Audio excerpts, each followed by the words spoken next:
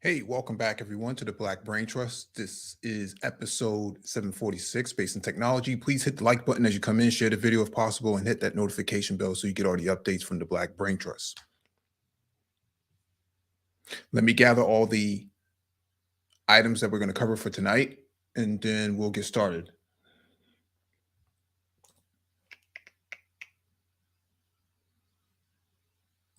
Also, if you want to get on the panel, there'll be a link dropped in the immediate end of the docket being covered, and then you can come up on the panel. If not, we'll just peel out of here.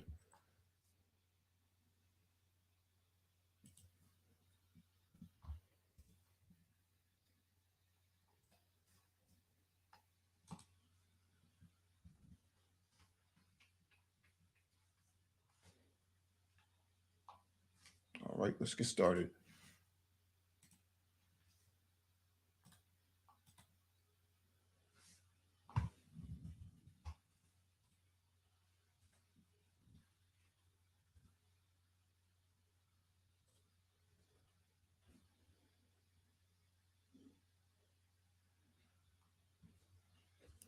Mm-mm.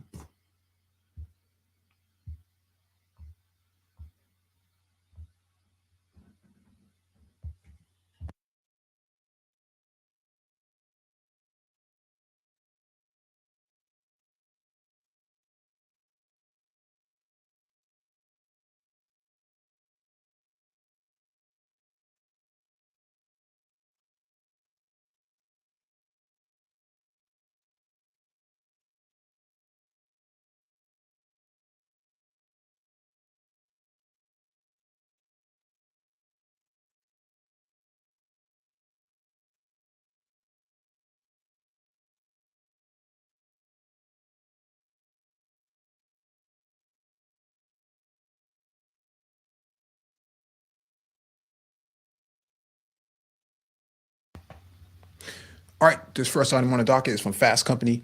Could this inflatable factory reinvent construction? Popping up a prefab building factory could bring down construction costs and speed up timelines. Let me zoom in so you guys can see this. All right.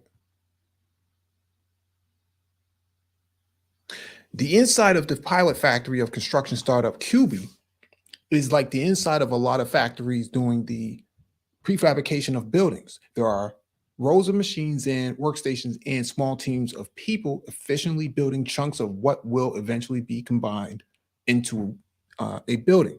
Such factory based construction takes what would conventionally be built on a construction site and builds it inside of a factory, making the bulk of construction more streamlined and weather agnostic, and the on-site work more akin to assembly. Kubi is one of many companies trying to make factory-based construction a mainstream part of the way buildings get built. But Kubi isn't just a variation on a theme. Backed by an undisclosed amount of funding from climate tech venture capital fund At One Ventures, Kubi is trying to change how factory-based construction happens. Kubi's product, according to co-founders Alex Gample and Ale uh, Kondrashu, isn't the building that come out of the factory, but the factory itself. During a recent tour of the factory via video call, Gamble and Kardashu explained that their company is building the tools for prefabrication and module building to scale up massively, including both machines and making building components and the factories where the work gets done. Key to their approach is that the machines and the factory are all transportable. This is very interesting. And so this exploded image that you see right here is the demonstration of how it looks, how you put the factory together. Quote, we launched these inflatable looking factories near or on the construction site, put our equipment inside, and we can produce at a high output capacity a different kit of parts to build different building archetypes, all the way from the foundation to the interior finish, says Grumple. Looking like a pop-up Cuisinart hut, The factory is basically a large arc covered plastic shed with Kubi's robotics and machines lined up inside. Everything from the walls to the machines can fit in about 20 shipping containers, enabling them to be moved to a new site and set up a functioning factory within days. This is actually pretty revolutionary, uh, primarily because when you start talking about building commercial or residential infrastructure, you typically need to move a lot of logistics. You're talking about fuel for one, and then two, you're talking about equipment, and three, you need manpower. But what they're talking about doing is blowing all that away and moving to um, a more forward assembly line sort of production process, which is actually really innovative. Sold or licensed as turnkey operations, Kubi's factories are designed to be able to produce between 4 and 8 single family homes per month, cutting individual building times from months to just about a week. And because the factories can be located on or adjacent to the eventual construction site, they've eliminated the logistical challenges of shipping building components dozens or even hundreds of miles from a specialized prefab factory. They expect costs to run 30 to 40% less than a conventionally built home. Walking through the arc roof space of the pilot factory in Eastern Europe, Kandrashu underscores the utility of a transportable factory that can be propped up almost anywhere. Quote, you can see, he says, as he opens a door to the outside, this is a parking lot. This approach to the factory side of a factory-based construction is still being tested. After 3 years in self-funded self-development, Kubi has produced only a few prototype homes, including the one where Kandrashu lives in Eastern Europe. But the company has a contract and permits for a single-family housing development in the suburbs outside of Philadelphia. The goal, Gamble says, is to sell these $5 to $7 million factory setups to large developers who can then use use them to prefabricate the pieces of their own projects using their own designs. Quote, no one's killing construction giants, Turner or Betchel, or the groups that have been around for 200 years doing tens of billions in revenue. To compete with them, you have to raise billions of dollars. You need to launch factories on day one, Gamble says. We thought our business model was better suited to basically help incumbents. Several deals with large-scale builders are currently in the works, he says.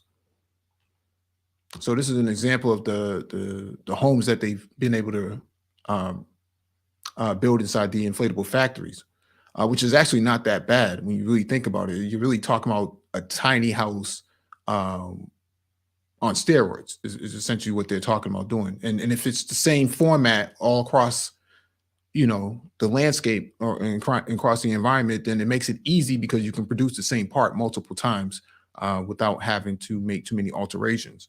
So I definitely think that this has some viability to it. But I wonder what this does to a company like Home Depot or Lowe's who are trying to actually engage in the material aspect of building houses because they play a significant role in the supply chain. So prefabrication and modular building has long been the construction industry's next great idea, but many low and high profile attempts to scale it up have been floundered or failed. There's a notable list of historical prefab evangelists from Frank Lloyd Wright to Buckminster Fuller and modern companies like now defunct Katera that claim to have created the ideal system for bringing the building process into the factory settings.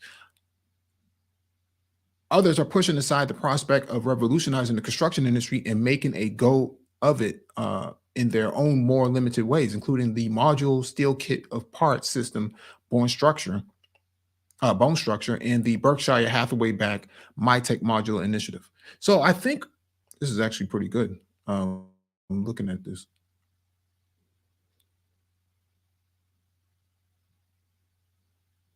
Yeah, I don't see how you can go wrong with this. Obviously, it's early in the process of doing inflatable factories and things like that, but I think they're in the right area of development, because when you start talking about taking over parking lots that are kind of vacant, and you can set up a factory in a matter of days, um, that's actually pretty significant, because building a factory to get a permit could take months, if not a year.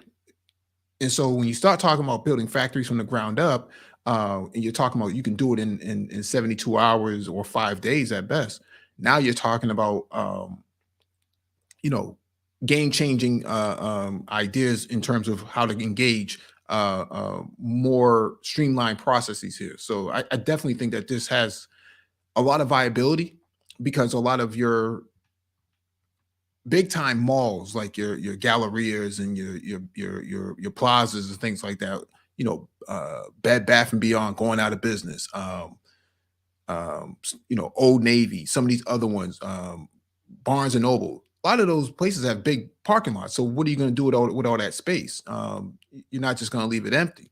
And so an inflatable factory like this does make a whole lot of sense, to take over that parking lot, create an inflatable factory, start building homes out of it in a matter of a month. That makes a lot of sense, especially if you can do 9 to 10 homes a month. You're talking 120 houses a year at best. So I don't see too much of an issue with this. I definitely think this may be a worthy investment, if they haven't gone IPO yet.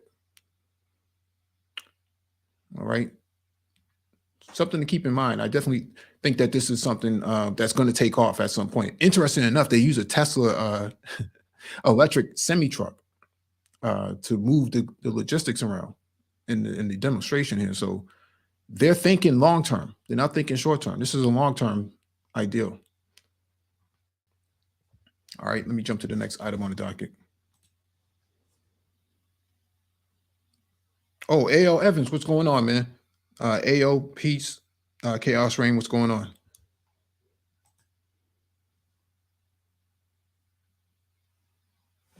All right, let me jump to the next item on the docket here.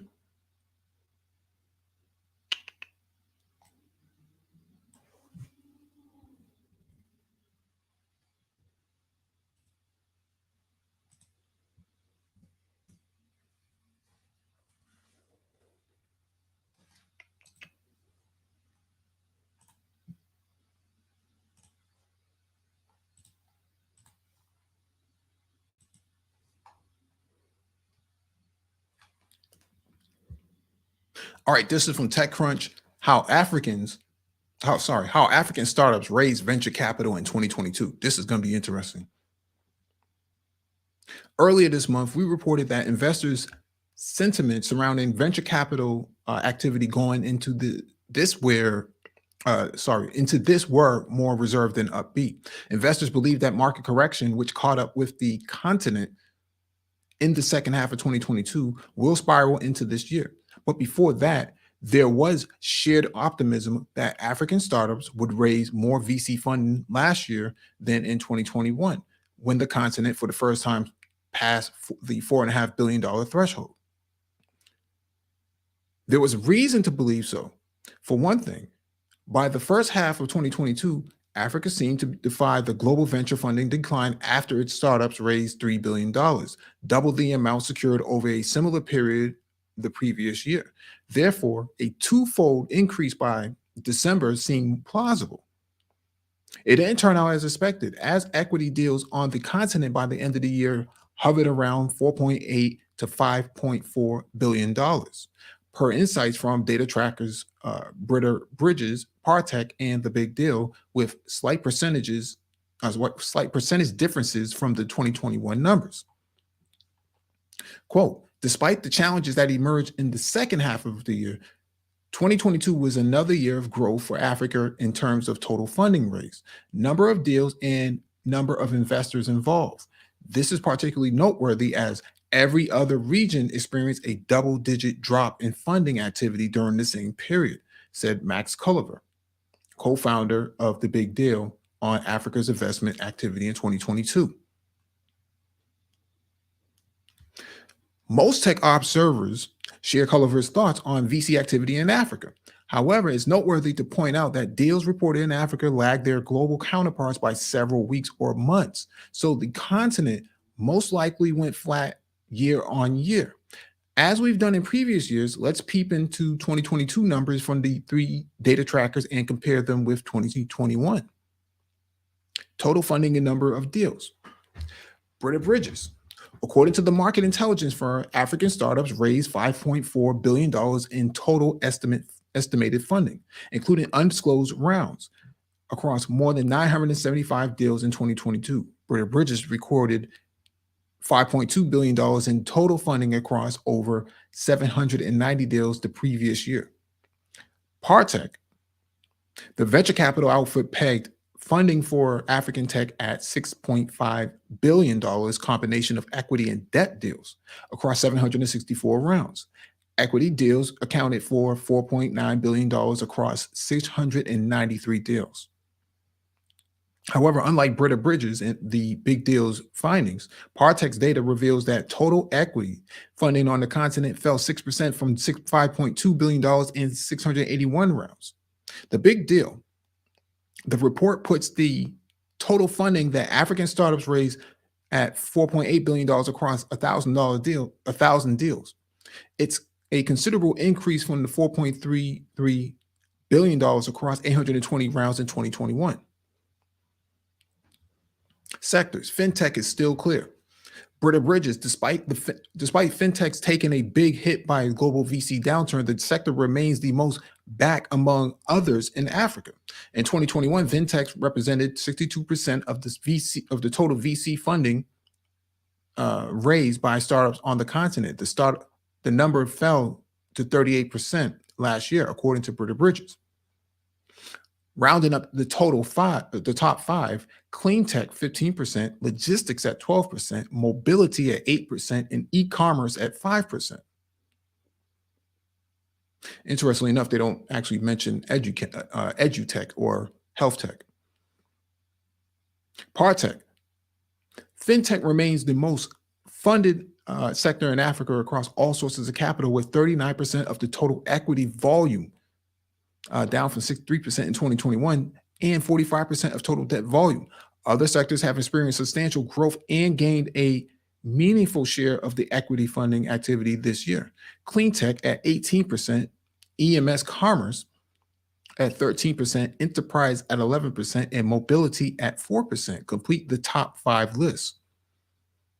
The big deal, fintech accounted for 37% of the total funding raised in African tech, compared to 53% in 2021. According to the data tracker, energy comes in at a far second with 18%. Logistics follow behind with 13%, while retail, telecom, media, and entertainment comprise of the next best funded sectors, so less than 10%. Okay.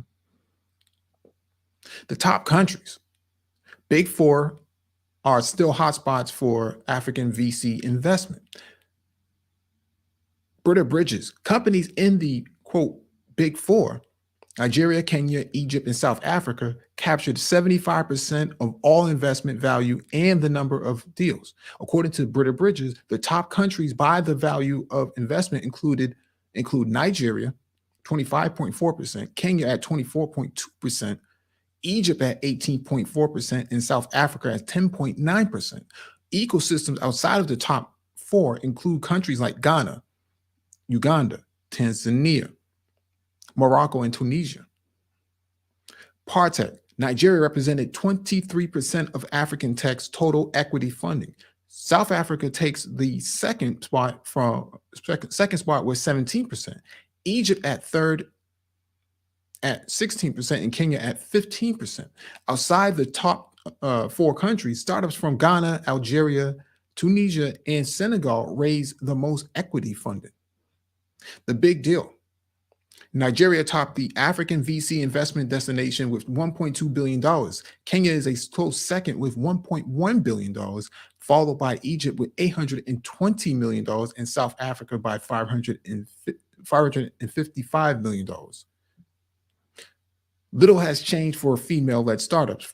Britta Bridge According to the tracker, all female founded teams were responsible for 4.9% of the total funding raised by African startups last year. When the companies have at least one male co founder, the number increases to 9.7%. Partech says female founded startups, including the ones with at least one male co founder, accounted for 13% of the total equity funding, down 3% from 2021.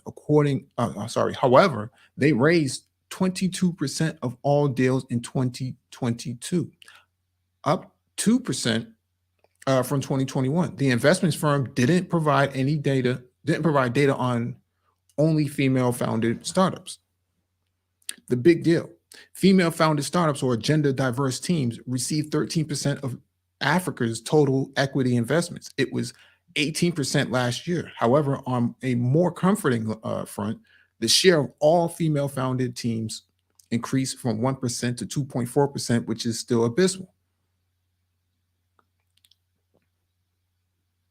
Dario Giuliani, founder and director of Brita Bridges, said when looking at a 10-year time frame, Africa's tech ecosystem has constantly grown at a decent pace, and in this sense, focusing on the variation of the past few years and is detrimental because of the several outside phenomena such as COVID, post-COVID, cash abundance, and the global market crunch. He also argues that while all metrics grew, from the number of deals to exits and new international investors to new local early stage investors, the weight of mega deals over in total funding and the fact that they mostly come from American, non-Africa focused investors has created some dependency on overseas capital. This is very true. Quote, though at the same time, it can open up opportunities for local funds to earn ground in better deals, quote, he added. For Tijane Demi, general partner at Partech Africa, more emphasis must be placed on how startups are starting to embrace debt financing, with 71 debt deals, 65% year over year, accounting for $1.5 billion, 106% year over year in total funding. Partech noted in its report that 2022 confirms the growing impact of debt as a driving asset for the African tech ecosystem. Startups in clean tech and fintech have built deep and advanced operations, attracting a new generation of debt capital providers with creative structures. Some examples include MFS Africa and Solarize Africa. But while the number of active debt investors on the continent has grown 2.5 times from last year, with a good mix of debt institutions, international lenders with emerging market vehicles, and development finance institutions, DFIs, Demi believes the markets need more debt fund managers in addition to the likes of symbiotics and Lendable that will provide adequate capital for startups who are beginning to value its importance. Quote, we don't do debt, but we sit at boards of companies we've encouraged to raise debt because it's the obvious next step into getting non-dilutive capital that can fuel growth. At some time, it was too easy to create venture debt funds because the pool of startups that required it was not deep enough, because you need a large pool of startups to absorb that debt before you can see local dedicated vehicles, said Demi. But I would expect that starting from now, we'll see more and more of those pop up, or you will see existing equity players create debt vehicles and decide to complement what they offer. So here's my take on this, because I was over on the continent for this very same reason back in September and October. I spent a few weeks over there at the Africa Tech Summit, as well as working with startup founders, doing some consultation work and doing some master classes. And here's what I think, what I'm seeing. The ecosystems that we've developed in the West, in the United States, and more exclusively, are not necessarily convertible for Africa. And the reason being is that because the governance structures are different. America has a lot of dollars because it prints a lot of dollars. Africa doesn't have a lot of dollars because it doesn't have control over its monetary systems that we're trying to engage. And so when you lack that component, such as domestic investment, that becomes a significant problem because you can't actually raise money correctly. And so now you start taking on debt for investment from American and Western investors, and that becomes a problem because now your startup is now tethered to this sort of debt capital. That's not sustainable, and that's why a lot of your Silicon Valley go belly up because they can't sustain it either. And so the idea in this article that they're highlighting is that they have to grow the number of startups on the ground in order to absorb the debt impact for investing. That's not sustainable. And I think that I think Africans, the African governments have to start looking at this differently. That they have to play a critical role in the ecosystem itself. In the United States, we have Wall Street, we have a lot of VC, a lot of venture capitalists, and so the money is always easily accessible. But in Africa, you don't have that. You don't have government working. There's no such thing. Well, I shouldn't say there's no such thing. Wall Street in Africa would be Joburg. It would be their financial district, which is Santon, Sandton, Santon. And so that's their Wall Street, but that doesn't cover all of Africa. And so the problem is that the ecosystem is not necessarily convertible to what goes on the ground over there. And so I think that we have to really rethink how we actually engage startups in raising capital and creating equity. And you'll see a difference once you start changing the governance structure, because the governance structure in America and in the West is not directly compatible with what goes on the continent. And so I can't speak for Asia in Central Asia, but I can tell you on the continent, this is not sustainable. And if African startups really, or I should say African startups, but if African governments want to have more unicorns on the continent, then they have to start working directly closer to the startups on the ground that are domestic, and start putting more protections in place so that you don't have outsiders, international investors coming in and colonizing, these startups through debt financing. That is a total disaster. Okay, it doesn't work. It doesn't work in America, and it's not going to work on the continent. And I can tell you right now, 5 years from now, you're going to hear a lot of companies go bust. You're going to have a dot-com bubble burst, like you saw in the United States in 1999 and 2000 and 2001. Not sustainable, okay? That's my opinion. I'm welcome to anyone challenging it. I've been on the continent many times for this, and I can tell you right now, these ideas are not good. But I guess people have to do what they have to do, so. All right, let me get to the next item on the docket.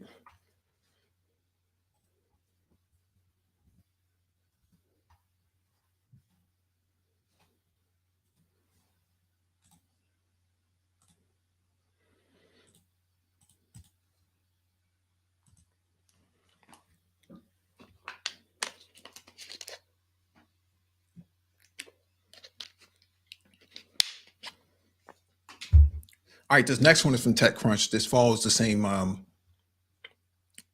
trends as the last article. VC funding to Black Web3 founders proposed last year, bucking trends. Startups in the space are more bullish than ever. Okay, we got a bull run going into this metaverse space. So let's get into this. Let me zoom in a little bit.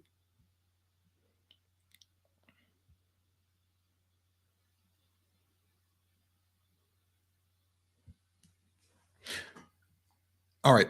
Much hope remains after the crypto winter almost froze the sector. The lunar crash, the bankruptcy of Celsius, and the arrest of FTX founder Sam Bankman-Fried for alleged fraud.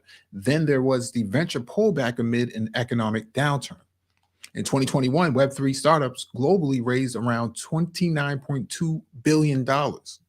By 2022, that number dipped to $21.5 billion, though that's still much more than the total $4.8 billion and $4.2 billion such companies picked up in 2020 and 2019, respectively. Black people who invested in crypto were hit disproportionately hard during the winter, though many Black founders and investors who spoke to TechCrunch remain optimistic about the sector's potential for the community and society overall. If anything, last year's economic correction was necessary, they told TechCrunch. Quote, bubble had to pop. People of crypto co-founder Simone Berry said. Quote, it wasn't sustainable and economic correction was needed. The downturn removed the bad actors who only entered the space for fast dollars. It created an opportunity to exit the hype circle, clearing the way for development that will ensure the growth of the ecosystem in a sustainable way, adding value. Price Adedi Bessie, the co-founder of Utopia Labs, agreed. Quote, this period of time was a rightful consequence for a period of rampant speculation and grift, he told TechCrunch. This will be a great time to focus. Getting back to the reality of solving pervasive problems in the world, it's an important change of pace for the space. Funding for Black Web3 founders has only increased, and the crypto winter proved the most fruitful year. Crunchbase data shows that U.S. Black Web3 founders raised $60 million out of the $11.9 billion total given to all U.S. Web3 startups in 2022. So we're collecting around that 1 to 2%. Okay, that amount is substantially higher than the 16 million such founders received in 2021. During crypto's record-breaking year, U.S. Web3 startups received $16.5 billion that year. In 2017, they raised $11 million out of the $1.03 billion. And in 2018, they raised basically $0 out of the $2.8 billion. Note that vanishingly thin red line in the chart below. In 2019 and 2020, Black Web3 founders raised $2.5 million and $4.5 million out of the $2.4 billion and $3.2 billion, respectively. Funding last year was hard for many Black founders, and many were impacted by the downturn, though it's quite telling that Black Web3 founders were able to pick up record sum amid an overall dip in the Web3 funding market.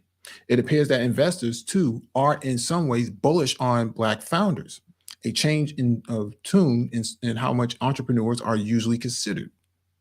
Berry also sees a bright spot and remains focused on growing her company, an innovation lab dedicated to increasing diversity, participation, representation within Web3. Because she believes the technology behind Web3 can help the Black community seize ownership over the creative work. In a sense, that is what many Black founders told TechCrunch, that one of Web3's most promising aspects is its ability to start anew. Now, if you go through the brain trust, right, we discussed this roughly around 2019. Okay, we talked about VR, virtual reality, AR, augmented reality, and virtualization on Web3 being,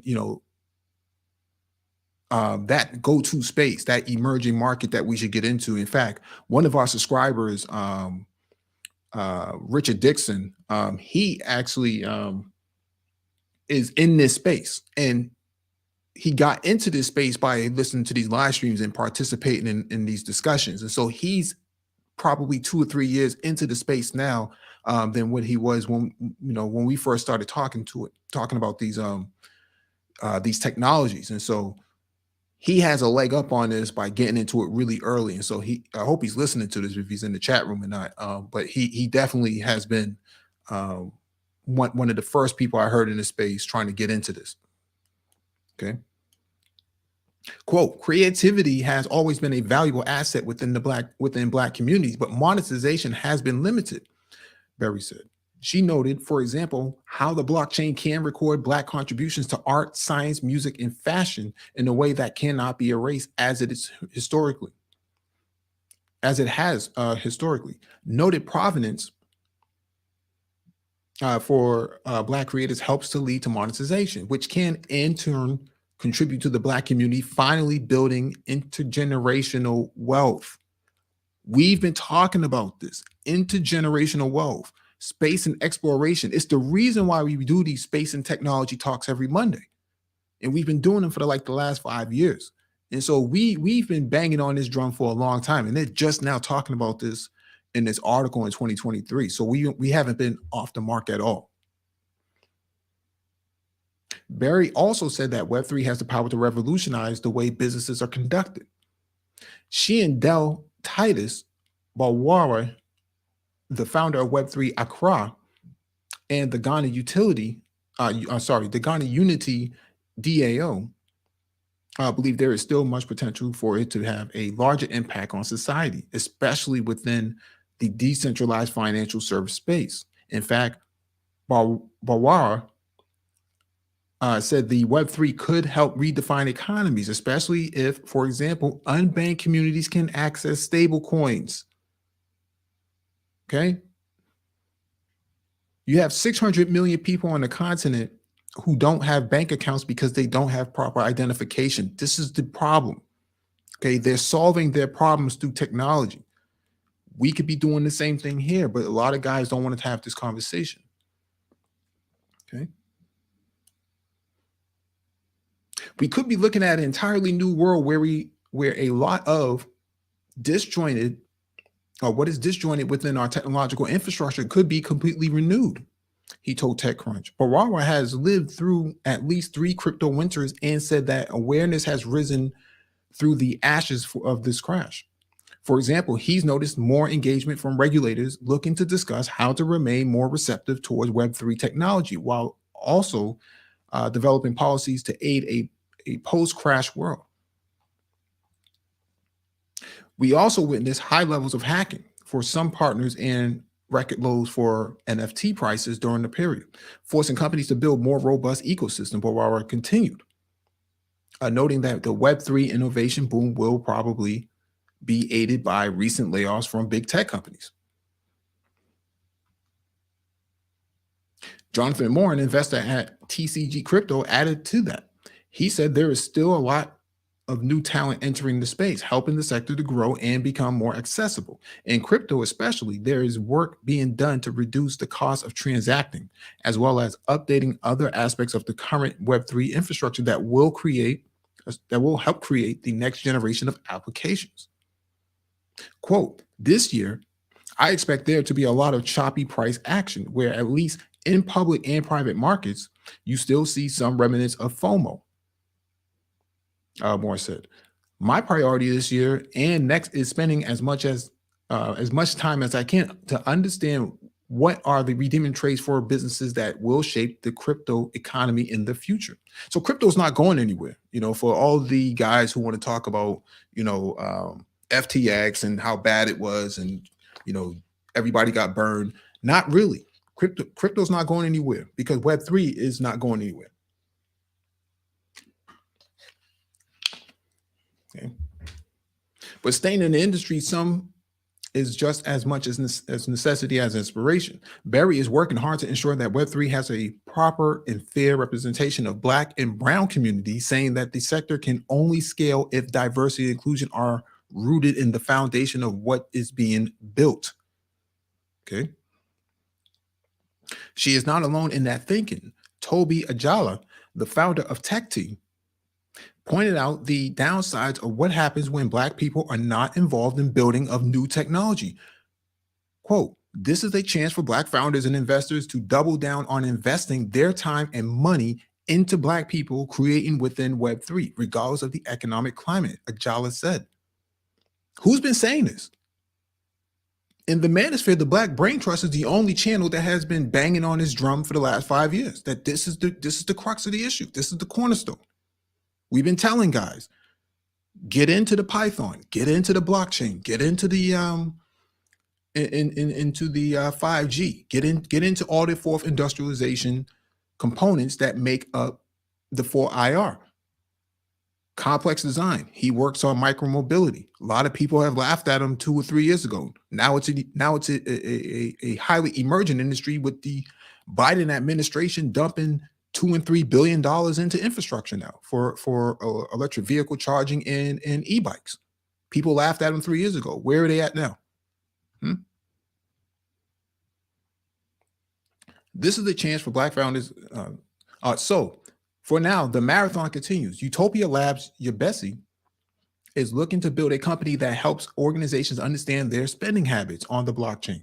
But Wara is focused on working with institutions to establish policies that better the Web3 industry and soon expects Bitcoin and Ethereum to bounce back, lending to a healthy adoption of stablecoins within emerging markets and the disappearance of altcoins. Okay. You're going to see a lot of those funny coins just disappear. There's no reason to have them when you have a lot of investment into the strong players. Okay. Barry, meanwhile, is focused on making Web3 more understandable to a wider audience, less jargon, and more calling out of bad actors. She predicts that the rise of direct to wallet, similar to direct to consumer, where brands launch marketplaces for more personalized customer experiences, and is ready to help lead the next generation into this new technological revolution. Because realistically, bust or bear, it is always a crypto winter when you're a Black founder. And after 4 centuries, the crypto space poses no threat. The bulls are not afraid of running in the snow. Facts. This is facts.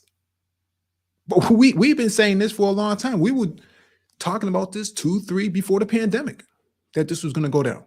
And this is what was necessary for moving the Black community forward. We've been talking about this. This article, when was this article printed? Or published, sorry. January 29, 2023. Go through the Black Brain Trust archive on space and technology, and you'll see we was talking about this in 2019, 2018. Okay. We had a brother who used to be in here called Engineering Cannabis. We were talking about this 2 and 3 years ago. Okay. We've been talking about this. I'm surprised to see that there's still a lot of guys who are running around talking about the gynocracy and passport bros and matriarchies and, OnlyFans and all that other stuff. But, where's the discussion around the development here?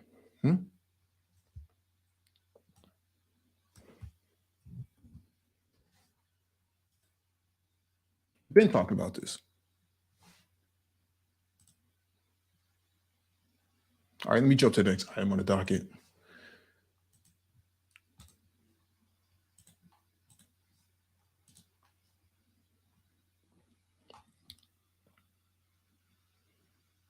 All right, this is from TechCrunch. Again, Spatial Labs, a Web3 infrastructure and hardware company, closes $10 million seed round. Okay, this brother here is the founder, Idris Sandhu.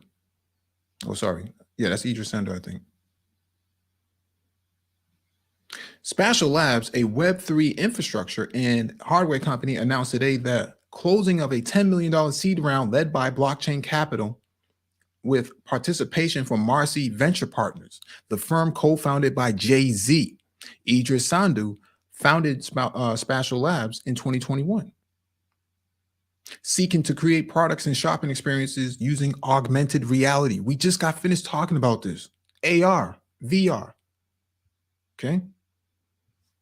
Quote, the metaverse to us is not a virtual space that people go to spend time in. It's a world in which we can add more context to your real world and make your real world more enjoyable. Sandhu told TechCrunch, we're going to be responsible for catalyzing a completely new generation to be more conscious of their environment, more conscious of how they spend and how they buy. Spatial Labs made a splash in the industry last year by selling clothes designed by Sandhu called Gen 1 hardware, which were embedded with a microchip called LNQ, pronounced Link. Okay, so it's called Link, that provided consumers with the item's provenance and ownership history seen naturally on the blockchain.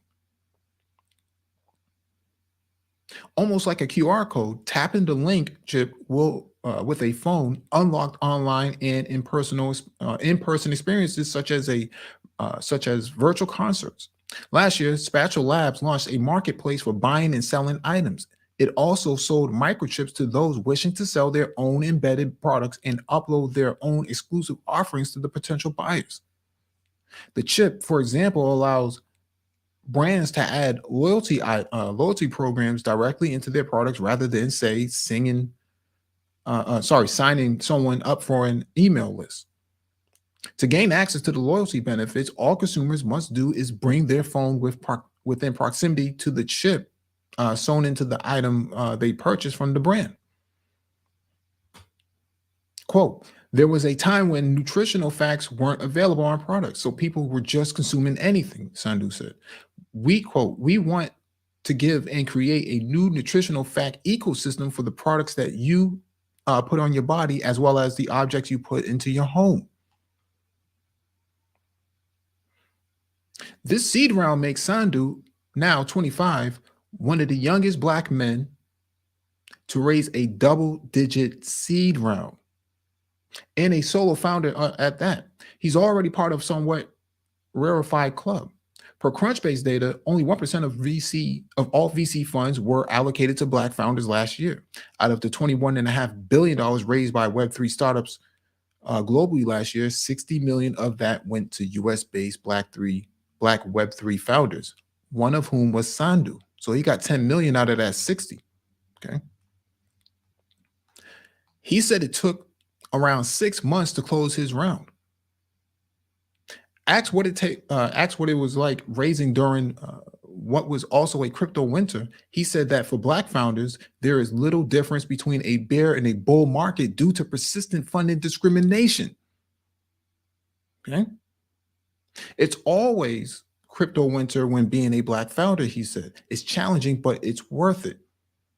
I understand what he's saying. What he's saying is when you work against the grain, then it makes you produce better product, or it forces your talents to come put more A game into your step. With the fresh capital, Spatial Labs plans to continue scaling its blockchain-enabled technology and expand into other industries such as media and entertainment. Later this year, it also plans on launching a device called Node to simplify how long it takes to develop and deploy augmented reality experiences. We're also thinking about reducing the barrier of entry into Web3 and augmented reality using our chip technology, Sandhu said.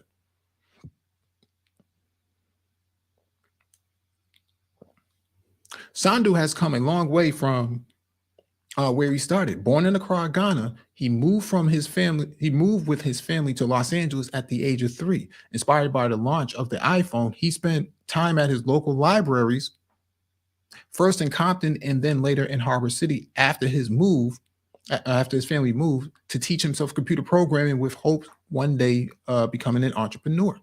By high school, he was working for Google and building his own apps. He was recognized by the then President Barack Obama for his work in STEM. Went attending MIT to focus on building technology, consulted with Twitter, Snapchat, and Rihanna, created software for Uber, and helped create the first smart retail store with the late Nipsey Hussle. At the same time, he realized there was an information gap affecting Black youth like himself, where even his textbooks in Compton were outdated. Quote, if you want to keep people out of the space, the easiest way to do that is creating separatism as it relates to information, Sandhu said. He considers himself as a lucky one in that. At a young age, he was able to find his way around pushing boundaries, but notes that it shouldn't have to be that way. Next year, he hopes to launch a personal fund to support people of color and will focus on tech and hardware innovation. Until then, though, he's building Spatial Labs. He wants it to become one of the fastest growing unicorns, and overall wishes to inspire the next generation of technologists naturally. Of course, he wants to also create products that will change the world. Quote, legacy for me is centered around how many lives we can impact, more so than how many products we can sell, he said. Quote, it's the purpose that I feel I've been called here to do, Sandu continued, to open doors and to hold them as long as possible, and eventually make sure that those doors simply do not exist. No one can gatekeep if there is not a door there. This is facts, man. This is big facts. Okay. I used to do tech talks on the Brain Trust, and I'll probably get back into them, in the coming weeks. I used to do tech talks every single Saturday, filling guys in the manosphere with the information they need so that they can advance themselves. He's doing the same thing. He's 25. He's done more in the last 2 years than a lot of guys in the manosphere has done their whole lives. He's not talking about the gynocracy. He's not talking about the matriarchy. He's not talking about LGBTQ. He's not talking about any of that. He's like, show me where the technology is, and I'll show you the innovation. Okay. He's talking big facts. These other guys that you see in here, you see them producing content, passport bros this and all this other stuff, and matriarchy this and gynocracy that, and game this and game that. This cat is putting in some serious work. Okay. He's only 25. He's worked with Rihanna, who's a billionaire herself. He's got investment from Jay-Z. He's raised probably the third largest fund. In fact, he's the largest fundraiser right now in terms of Black men at his age. And yet you got people in the manosphere who want to argue about what somebody said on the panel about passport bros in Brazil. I don't know, man. I don't know. You guys got to choose choose the content that you subscribe to wisely, man.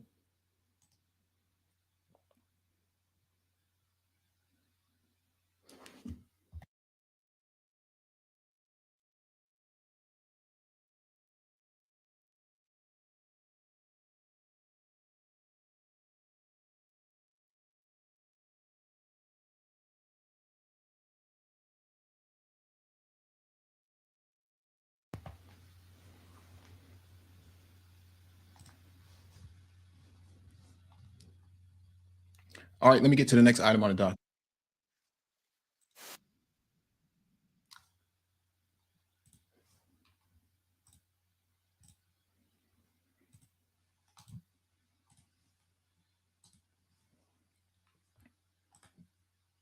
No, that's not it. All right, this is from CBS New York. Universal Hip Hop Museum gets millions of dollars in federal aid. Okay. Will forever be memorialized in the Bronx thanks to a new museum in the community where it was founded. And now that museum is getting a big endorsement to the tune of $5 million.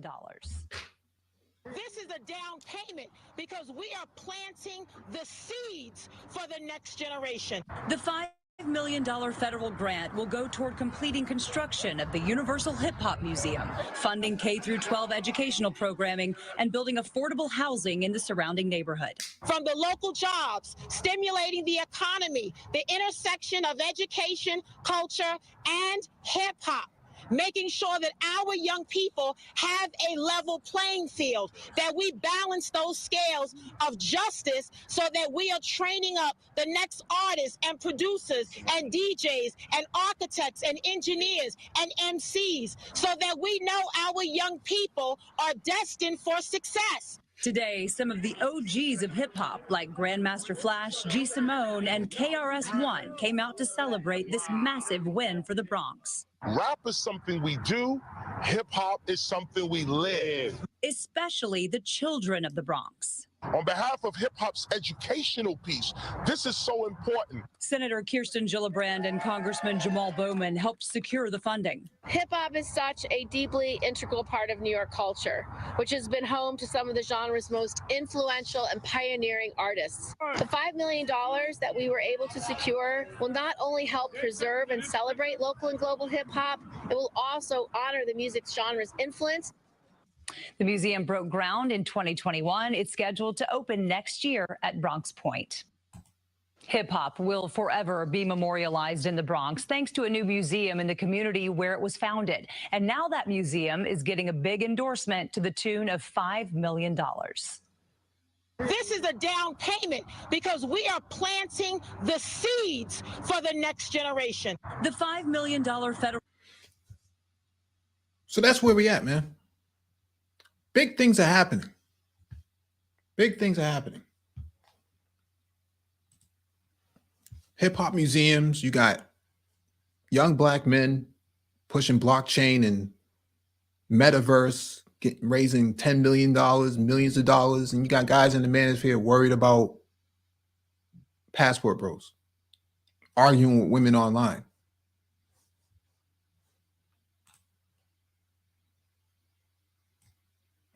All right, man, let's keep it moving, man.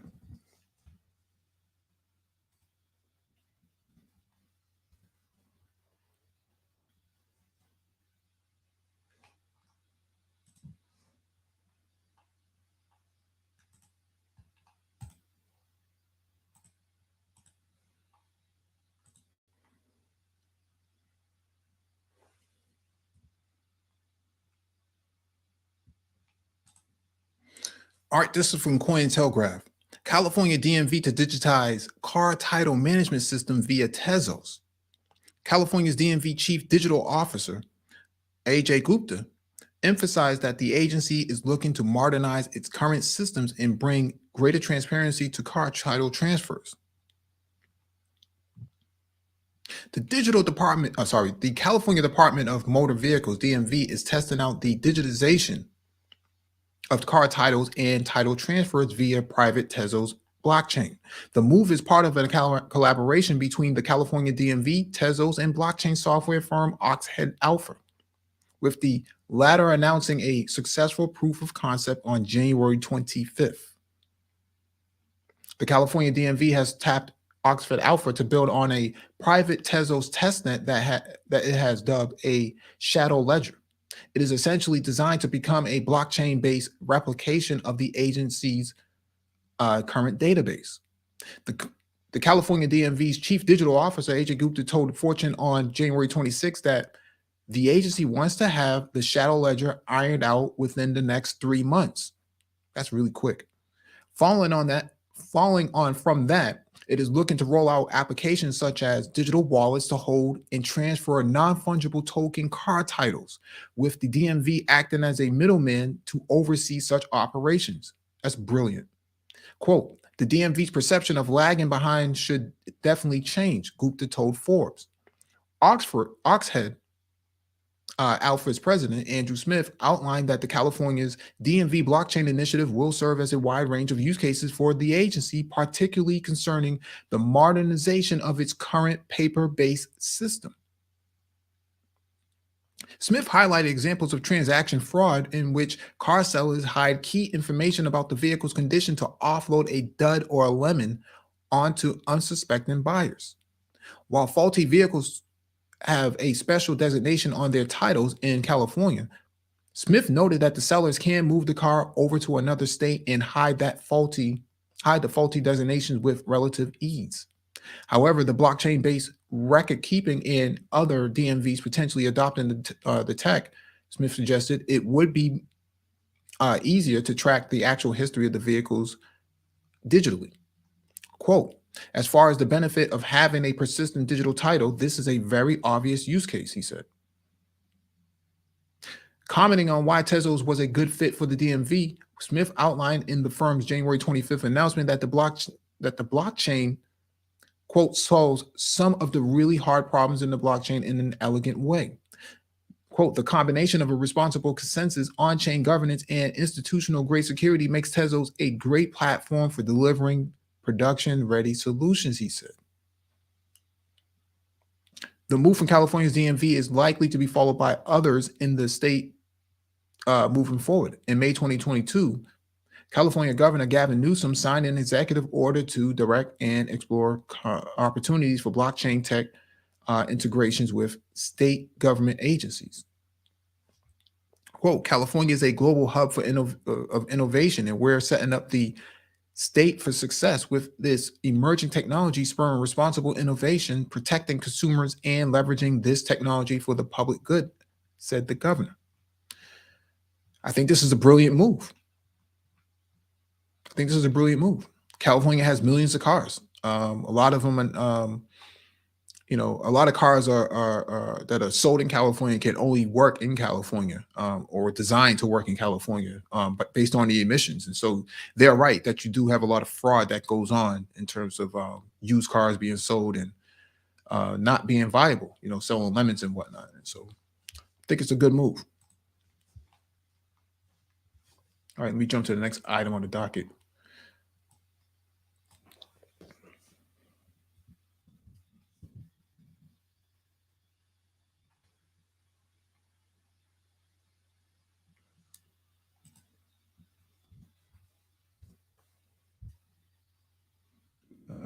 We only have a couple of likes, man. If you're going to be in here, hit the like button at the very least.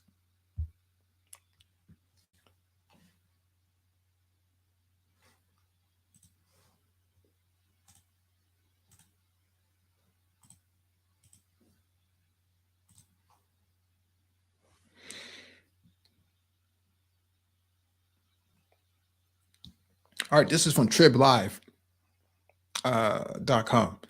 Monfayette Expressway's next phase will help innovate road concepts. This concept art shows some of the ideas that Pitts Iris and Pennsylvania Turnpike officials are seeking to pilot as construction gets underway on a new section on Monfayette Expressway. So what they're talking about doing here is adding technology inside the road. Okay, geothermal energy, new ceiling components, material, pavement layers with integrated solar panels, other communication, IoT towers and whatnot goes into this, as well as vehicle to vehicle, vehicle to infrastructure communication. It's just big time stuff. Paul Meltzer of Murraysville isn't confident that truckers will voluntarily limit their use of Jake brakes on the stretch of Route 22 situated down the hill from his home on Menondale Farms. Quote, between the rib concrete that the highway is made of and the increase in trucks that all use their Jake brakes, the noise is unbearable at times, said Metzler, who has lived in Murraysville for more than 3 decades. The past couple of years, it's definitely gotten worse. And while they are not working on a solution to Metzler's specific problem, members of the University of Pittsburgh's Impactful Resilient Infrastructure Science and Engineering Consortium, or IRISE, and officials from Pennsylvania's Turnpike Commission are hoping to try out a few pilot programs that one day could help reduce not just the amount of noise, but also the amount of vehicle emissions near Metzler. With the announcement that the construction on the Monfayette Expressway's next phase would be starting soon, IRISE officials are hoping to pilot and research some new concepts as the road is built out. Quote, we spoke with Turnpike officials and knowing this work was taking place, asked if we could try and advance some research on these concepts, quote, said Joe Scusa, IRISE director and former PennDOT DOT district executive. Quote, we've had a lot of discussion over the years and some very imaginative, innovative ideas came out of it.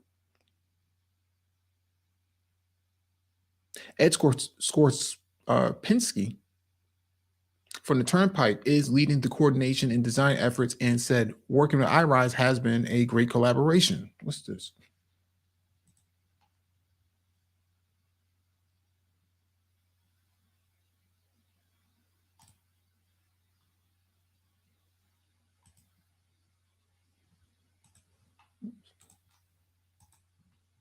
I don't know what's going on here.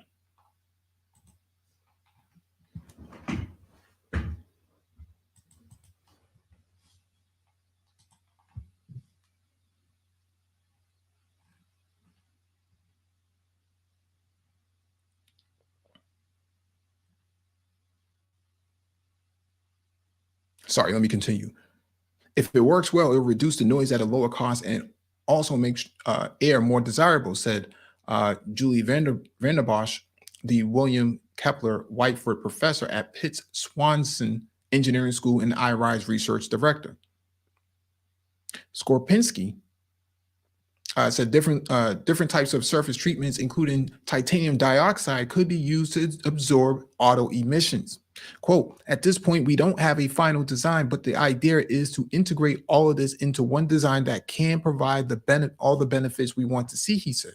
Another concept involves taking the material used to reinforce roadway concrete and using it to generate electricity. Okay. Quote, you see these geosynthetics and grids used for reinforcing concrete, Scusa said. But what we're going to develop is a geogrid made from recycled plastic and other materials that can actually generate electricity when it's subjected to pressure and vibration. We're hoping to help power electrified elements along with the turnpike, whether the lights or electric vehicle charging stations. So what they're talking about here, if you've ever seen Black Panther, I don't know why these advertisements are popping up like this. If you ever seen Black Panther, you remember when T'Challa was his Black Panther suit was absorbing energy after every hit. Okay, that's what they're talking about doing with the road. The vibranium that was used in T'Challa's body armor is exactly what they're talking about using on the road. So, Africans were kind of ahead of the curve, in innovation, at least from an Afrofuturism standpoint, in this regard than what the universities were. I digress. So I won't go over all of this. Really interesting article that they're talking about building out this technology into the roadway and having it integrated into the infrastructure. I think this is a very positive thing. Let me drop the link in the chat, see if anybody wants to come up. If not, we'll just peel out of here, man.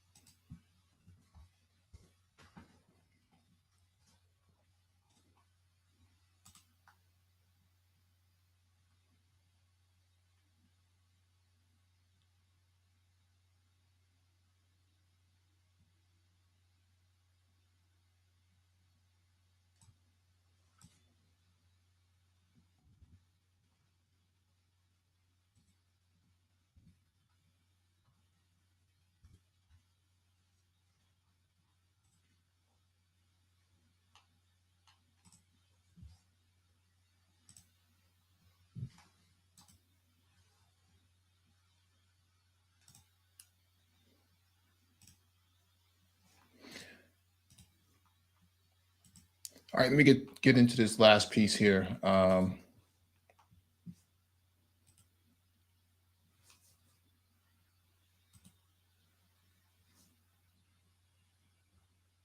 Actually,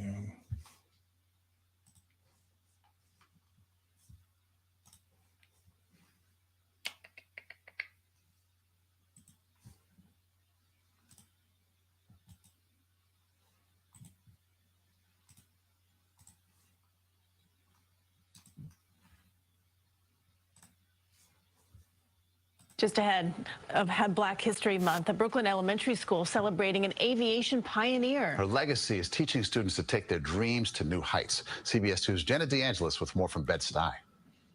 My dream is fly a plane. At just 9 years old, Amaya Kane is getting a chance to sit in the pilot seat. She's among PS5 students getting hands-on experience using flight simulators in the school's aviation center, sponsored by American Airlines. I'm so glad to be here with the kids today because I didn't have anybody that looked like me. Send the message to the kids that you can do this too. The pilots of today and tomorrow gathered to honor the pioneer who paved the way. My name is Bessie Elizabeth Coleman. Bessie Coleman was the first Black and Native American woman to earn a pilot's license in 1921.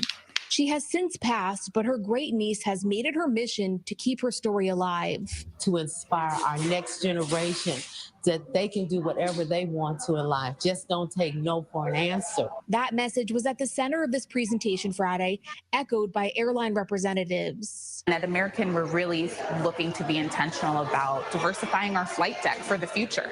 And so that starts by planting the seeds early on today for the next chapters. Imagining that you can be anything, that's just the beginning. Seeing that you can be anything, that's what makes all the difference. That's why Mattel created this Bessie Coleman Barbie doll, giving one to each of the students here. They also got a copy of this book read to them by author and actress Karen Parsons. Bessie said, oh yeah, you just wait and see. There'll be a Black female pilot and it'll be me. And after hearing her story, these kids are confident the sky is the limit. I learned that no matter what people tell you, you can still keep trying. I learned that I can fly planes just like Bessie Coleman. American Airlines says the goal is to bring the aviation program here to other schools around the country so more kids can get a chance to see their dreams take off. In Bedford-Stuyvesant, in Brooklyn, Jenna DeAngelis, CBS 2 News. All kinds of pilots in that group. We could just watch. So to honor Bessie Coleman's legacy, the dolls were handed out on an American Airlines flight on Thursday, which would have been her birthday. American had a flight in August with an all-Black female crew. Those kids are going to be talking about this experience all weekend. Forever, actually, right? So cute. All right. Link is in the chat if you want to come up. If not, we'll just peel out of here, man.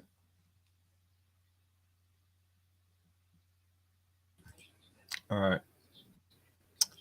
I have questions. My V, can you hear me? Yeah, I can hear you. What's going on, man? No background noise. Sound good before I proceed. Sounds good. There's some noise in your background. I'm not sure what's going on. Let me turn off this then. All right, there should be no. All right, you should be good now. In regards to the metaverse, I didn't ever ask anybody this question. Do you need like the VR type equipment to get into metaverse? How does that work, really? The metaverse. Yeah, typically you would use a headset to be inside the metaverse, but you don't necessarily need it to develop. And so if you just want to develop and be a developer, you don't necessarily need the headset. Like developing, in what ways do you mean developing? Like making our own portion of the metaverse or making things for it? That type of development? So you're making, so the metaverse is an environment, right? And so the headset is how you get into that environment. But if you just want to be a developer, you don't necessarily need the headset. But to be in the metaverse, you definitely need the headset. So I do need the virtual reality headset. Okay. But in developing, what ways if one wants to, let's say, to explore those options to, develop things in the metaverse, what one should do? I learn how to program. Oh, so you had a program. Okay. So it's typical program like C#, C++ on type.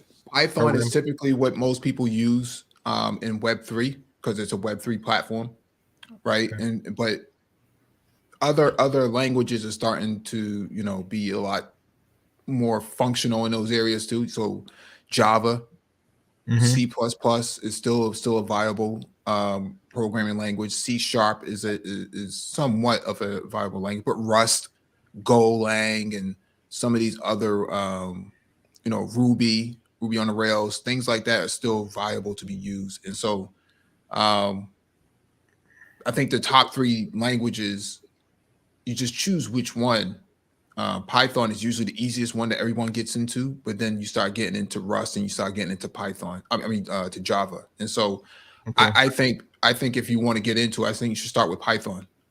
Start with Python. All right. I'll write that down. Yeah, Python. Yeah. I think I might have took a Python. Was it Python? Yeah, I think it was Python. That was like 3 years back, but and I never. It was like a introduction of it, but and then I did mess around with Java, but I bounced around with certain language, but I never mastered it. But I might have to look into just to understand one language and try to grasp that if I really wanted to say explore that route. I be jumping between.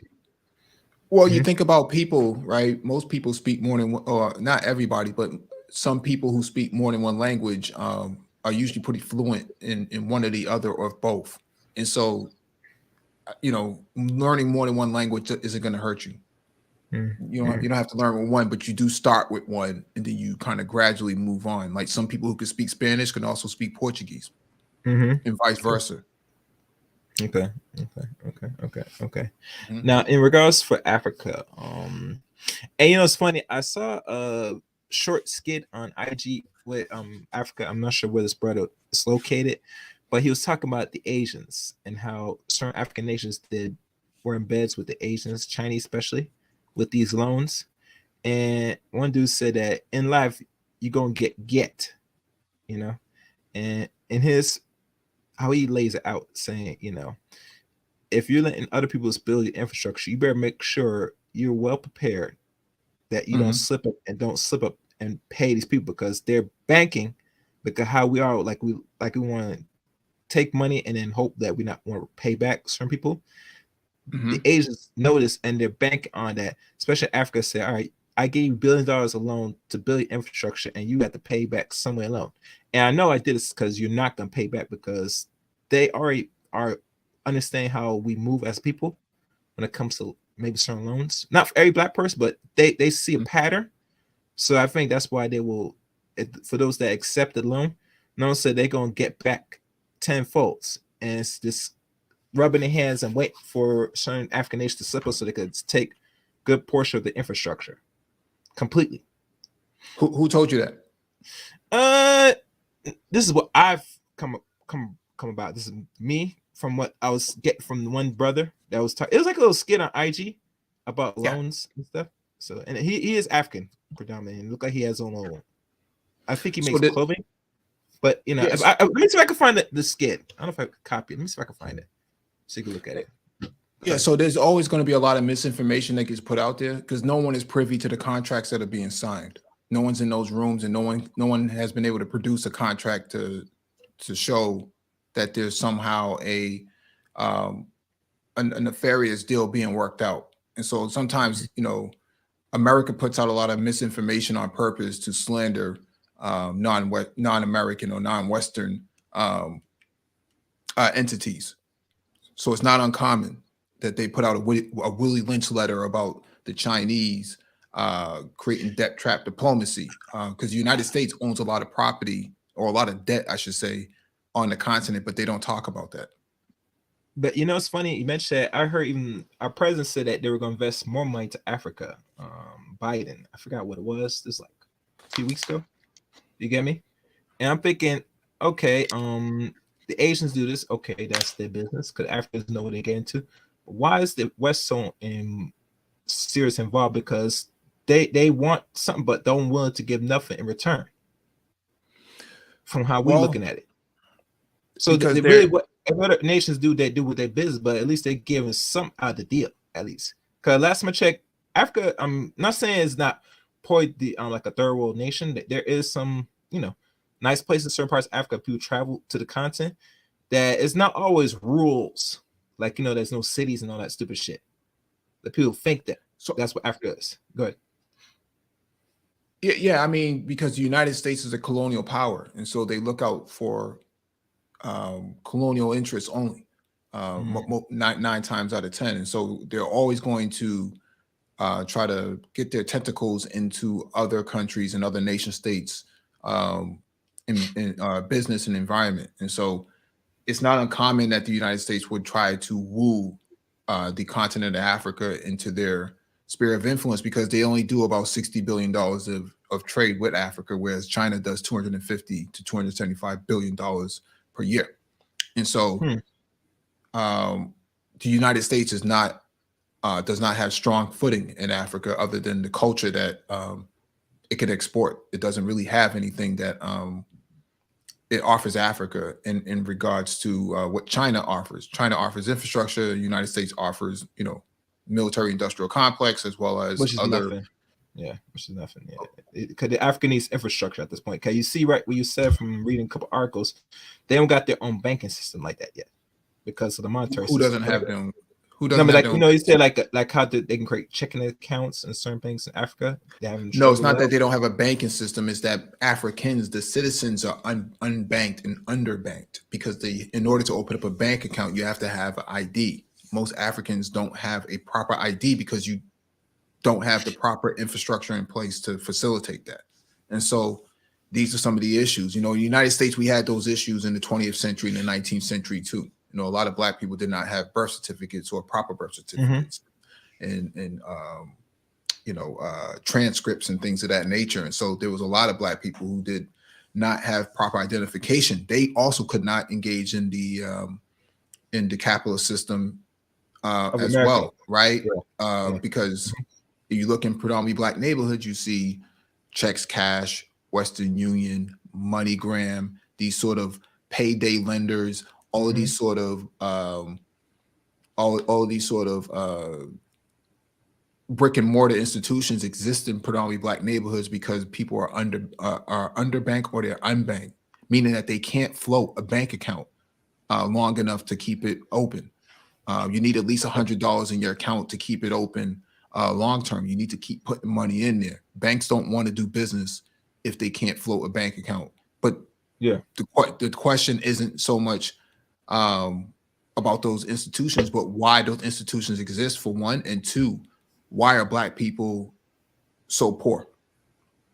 And so when you start doing the when you start going down the list of when you start going down a list of questions, Socratically thinking, then you start to realize the crux of the issue, and nobody wants to address it long term, at least not from a government standpoint. And so Africans and African Americans are kind of in similar boats.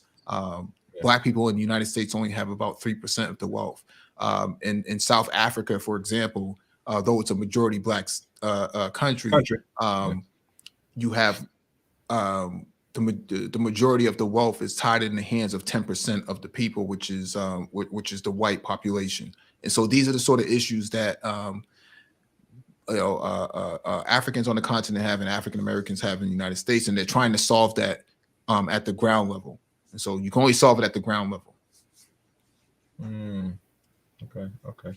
I see somebody wrote, Engineer Cannabis wrote, it's fun. A lot of opportunities like ChatGPT is transforming basic NLP architects and playing with time series algorithms to predict stock markets. I know ChatGPT do that. I thought they very limited in certain things when you ask it, and it gives you a spit out answer in some regards. I know it did that, but interesting. Isn't it like Google come out with their own form of ChatGPT or some of the other these tech companies? Everybody has their own languaging model in terms of artificial intelligence. Everybody will have one eventually at the end of the year.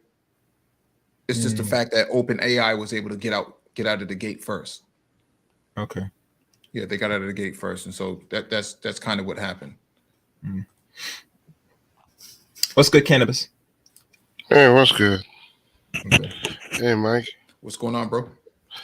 Good. Thank God you're back. It's getting ridiculous. Right? I hear you, bro. I hear you. So yeah, we recently, even when you mentioned about how recently I looked up the statistics on how many minorities in terms of in the area of AI and artificial intelligence. And the messed up part is African Americans only 2.4%. Yeah. It's not getting better. It's getting We're not in the data arena either. We're not in the, even in tech. We're, I think, 9.4 or 10%. Mhm. It's not getting better in terms of our participation in tech. And now Mhm. we have AI coming and blooming. Again, Mhm. with the invention of ChatGPT, that's just the beginning. There's a lot. Again, object detection, that facial recognition. Again, we're seeing that in law enforcement. We're seeing that in different areas. Mhm. And again, we're not in any form of it. We're not in inception. We're not in the. We're just in the utilization. And when I say utilization, we're into how it's going to basically be used to control our day-to-day lives. But we're not in any again in any case in any place in terms of creating or doing. We're 2.4% in AI. So even in the jobs, we're not getting a brunt of the money from the tech jobs, from AI and all that. Mhm. And these are jobs that pay real well. So we're not in any of that. So there's a problem. But again, we're not facing the problem. We're sweeping the problem under the rug because again, it's the stats are there. We're not anywhere near it. Again, and again, this is just for the United States. In Africa, of course, it's a booming AI is a booming economy. Again, fintech, agri-tech. Mhm. AI is booming everywhere. Blockchain, I've seen it again. I've seen it in law right now. I've seen many lawyers utilize blockchain in writing ledgers and case files, and I've seen it. Lawyers are utilizing like it's been existing for decades. They use blockchain well, especially for contracts. So the world is evolving, but again, we are not, even in the area of relationships and social interaction, they use technology such as AI and all that for social interactions too. But again, we're rather in the commentary side of talking, but rather than actually utilization in terms of technology again. But this is the problem we're having, and that's an issue. No, And I don't think, I don't know how it's going to be solved. well, I don't disagree with you. I think you're right on the money, but I also think that historically black people have been kind of left out in America from emerging economies and emerging development. If you look at post-slavery, right, 1860s, the Reconstruction era, it took black people about 20 to 25 years to really develop their communities at that time. You're talking about 1% literacy rate coming out of slavery, and then you get to the turn of the 20th century around 1901, you had 90% literacy rate, and they were inventing things, right? Yeah, Electrification, right? the yeah, air the air brake on the trains and trucks, that yeah, was Gary A. Morgan. You had gas masks, you had a lot of the agriculture and agri-tech development that was going on. A lot of that came out of black institutions, so black yeah, people have always kind of been late to the party. But I think this time around, I think it might be different. I think the gap of 20, 25 years of development, I think that's going to shrink down to 5 years. I think you're going to see a lot more development between now and 2025, 2027. I think yeah, you're going to see a lot more of that start to happen. Might be a good book explains the really progression of black folks in the first 30 years after 1865 was Carnegie Woodson, titled The Education of the Negro. He talks about the literacy rate that a lot Yeah. of black folks really accelerate in under 30 years, much more than anybody else that came to America that was non-black. That tells you when you left alone, you start to create and be very innovative. But before integration, we had integration, it started slowly, not decline, but it started to took a dip a little bit, Well, up to the 70s.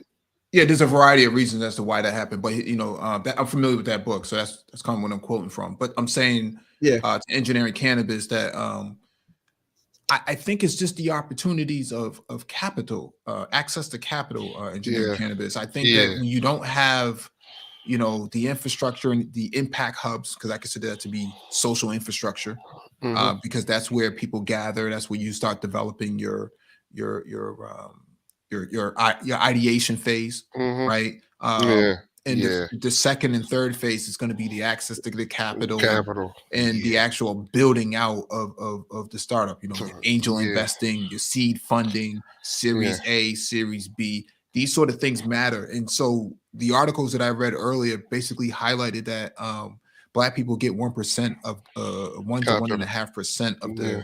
the funding from venture capitalists.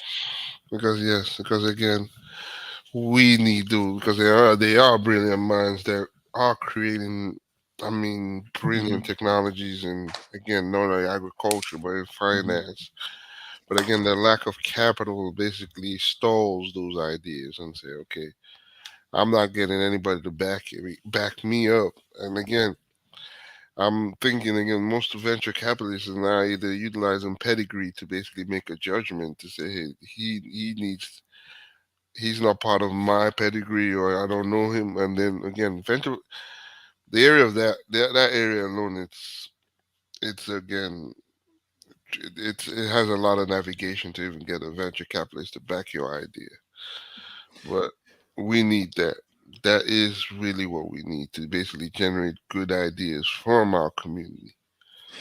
I think the ecosystems that traditionally are used in the United States are not directly compatible with Africa No. as a whole. And I think that when they try to shoehorn these ecosystems into Africa, then you start to see all of the flaws start to come out of it because it's just not compatible, and you have to go about it a different way. And Yeah, so I man. think the same thing happens in the Black community, because typically with white in Silicon Valley, what happens here is people have more access to their families' finances, right? So like Zuckerberg and what's this other guy? Musk. Elon Musk. Yeah, you can add in Jeff Bezos too. Jeff Those Bezos, guys yeah. had a lot of capital to start with, Yeah. right? And you go back further, right? You go back into the development of Silicon Valley. Everybody started from their garage, but that's because the garage was attached to a house that was a critical asset. Yeah. Right? Yeah, because everybody was always in the garage. Bezos, they would say he started in the garage, and everybody started in the garage. Yeah, Even Apple started in the garage too. Microsoft started in the dormitory, right? And so he was at Harvard, right? And Yeah. so when we think about the narrative is very important. You know, I take a lot of this from an Africana standpoint, right? Ways of knowing, social structure, science and technology, meme making, and things of that nature. The 5 pillars of Africana framework. When you use narrative and ways of knowing, there's a lot of feedback coming from Chaos Ring. When you use narrative, right, to describe what's going on, Black people are starting from a negative position. They're starting from a negative position financially, and they're starting from a negative position in academically, right? And so we're saying that there's only 2.4%, in AI, but you also have to take into consideration the amount of access that people have to education, right? And so the traditional learning system that we're under is not viable to scale us into these emerging markets. And so we have to go about this a different way. Yeah, traditional. Yeah, don't get me wrong, the traditional route. But again, I think accessibility. Okay, currently the accessibility to the internet right now in the United States is still higher than some places. It is. So the question is, what are we accessing? What content are we accessing? Or what content are we feeding the next generation, or even the generation here? Again, is it again? Look at TikTok. Look at the different aspect of TikTok in China and different aspect of TikTok being fed here. TikTok in China is being fed as an educational platform. in China. It's an educational platform where it's not focused on, again, 2-minute dance videos and all that. Rather, it's an educational platform where they teach and all that. But in the United States, it's more of a entertainment platform. So the question is And the there's same reason for answer. that. It's a propaganda. Yeah, it's still, we still have that. The goal is, at the end of the day, we do have the choice to choose what we feed ourselves. But the question is, we as a people, what are we feeding? What kind of content are we feeding? And it can be shown through data that most of the content we consume as a people are more of an entertainment background. It's seen in YouTube. It's seen in most of these social media platforms. Like, hey, if you want to go through this community, you use this arena or this avenue. So the question is, how do we switch from the entertainment platform to a more, again, educational platform? And do we, again, that insistence, or we need to put a little bit more entertainment in education, is that really something that needs to be focused on? Because again, entertainment, again, we can see it in not only what sells in our community, and not only in goods and services, but also the content, shoes and all that, jewelry, all that. That's what our community is basically being targeted as. So the question is, how do we switch that to, okay, basketball, entertainment, and all that, this is the community, but the area of rocket science, the area of space innovation, the area of, again, medical innovation, agricultural innovation, how do we switch that to, hey, this is not cool. It's cool, but we still have other avenues that have more profitability and more, again, Well, that area. so we need to create a better ecosystem, and that is the crux of the cornerstone behind all of this, right? We lack an ecosystem. That's why predominantly Black neighborhoods look the way that they look. There's a lack of investment due to the fact that it's been neglected economically, usually from the state and federal side. And so, how do you industrialize it? You industrialize it by creating impact labs and innovation labs. We've talked about this a number of years on here, that these sort of institutional building needs to be done first, and you also have to pair that with fundamental math and STEM, right? And so there's been somewhat traction about this the last couple of years, but prior to that, the last 20 or 30 years, it hasn't been there, unless you went to an HBCU or something like that. But that's further down the line. When you talk about K through 12, that part is still recent. That's a recent phenomenon. The last 5 to maybe 7 years, have you seen trending in that area of making that impact in the K to 12 sector? But even now, it still lags behind other countries. Like Russia, for example. There was a story covered about Russia. Why are the Russians so good at building rockets and military hardware and stuff like that? Because they focus on the core fundamentals of math and science at the ground level. Whereas everything else can be, everything starts at the math and science sector, but everything else can be applied later, right? They can apply all the other applications later. Space and technology, they can apply it later. Military science, they can apply it later. Here we don't have that. We have such a broken education system that all it's doing is spitting out a lot of underperforming people, and so our position in the tech sector is at the 2.4%, like you were saying, primarily because we just do a poor job at developing talent, human capital. And that core foundation is key. Focusing on that core foundation, and this is math and science, and building that core foundation. Then you can spread your wings into doing different aspects. That's true. Yeah, so I think my time in NISB, and National Society of Black Engineers, and doing mentorship in the PCI portion of it, pre-college initiative,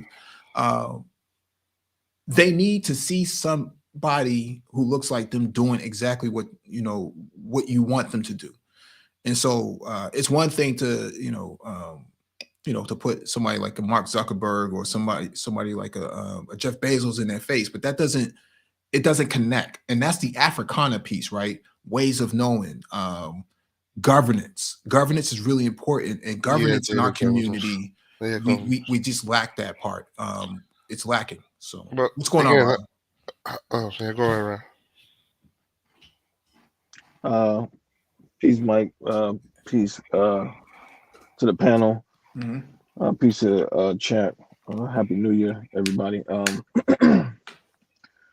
I think one of the things I just came, so I don't know if you covered this, but from my vantage point, I think one of the most important pieces that are missing is civic engagement.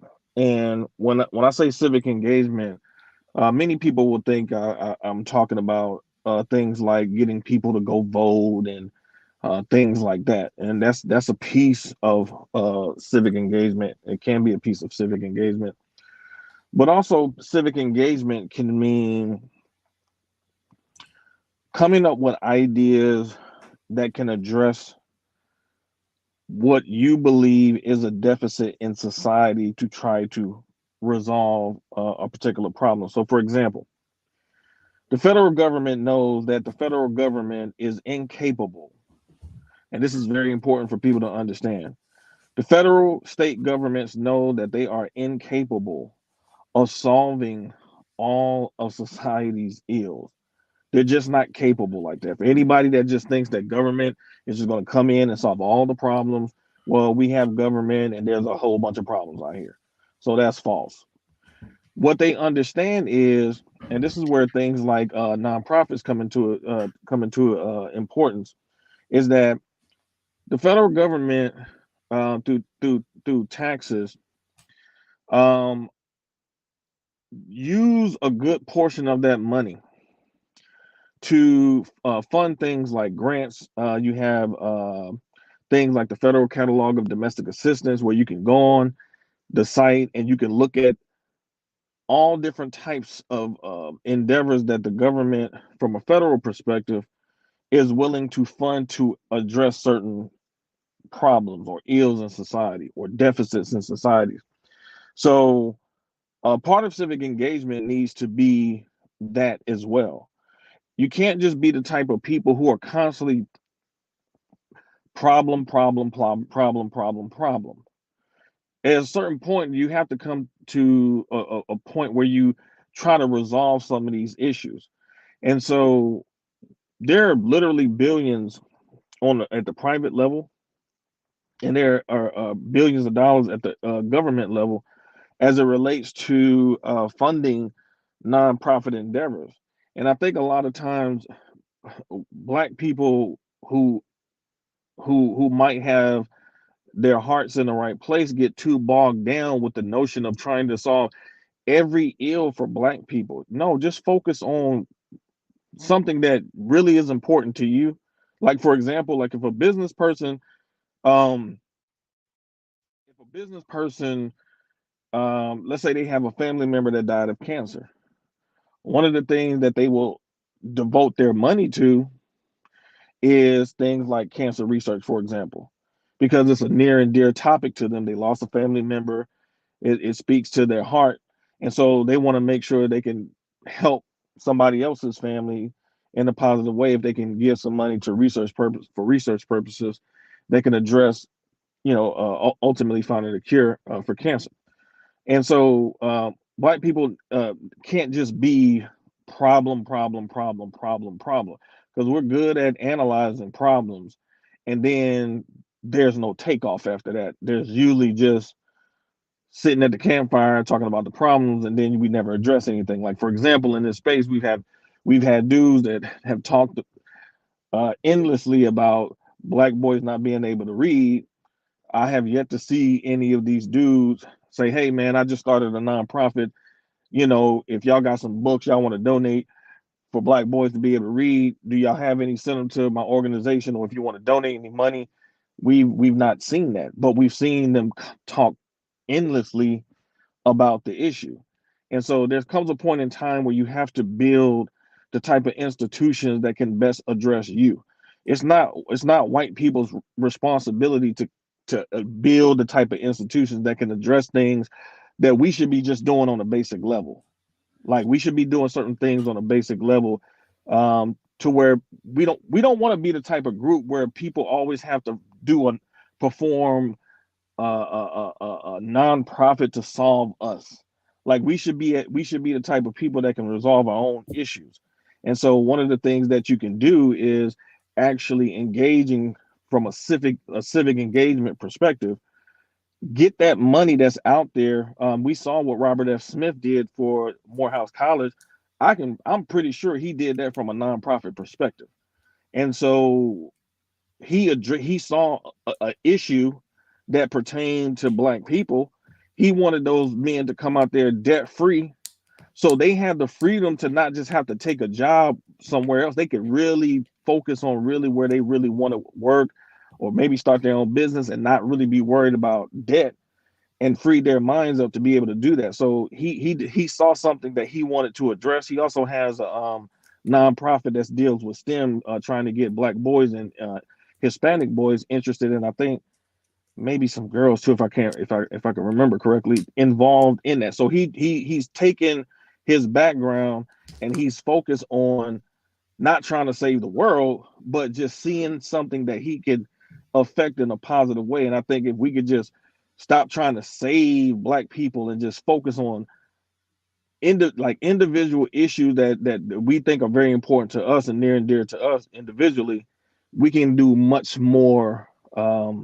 We could be much more productive in that endeavor, because I think that a lot of times we just get bogged down with this notion of trying to save people, and you can't save people. All you can do is just give people the information that they can use to save themselves, and if they use it, then cool. If they don't use it, then that's their own individual choice, because they have the free will to not use it. But I think we need to get much more engaged in the nonprofit sector, because the nonprofit sector allows you to test ideas and see if they can work.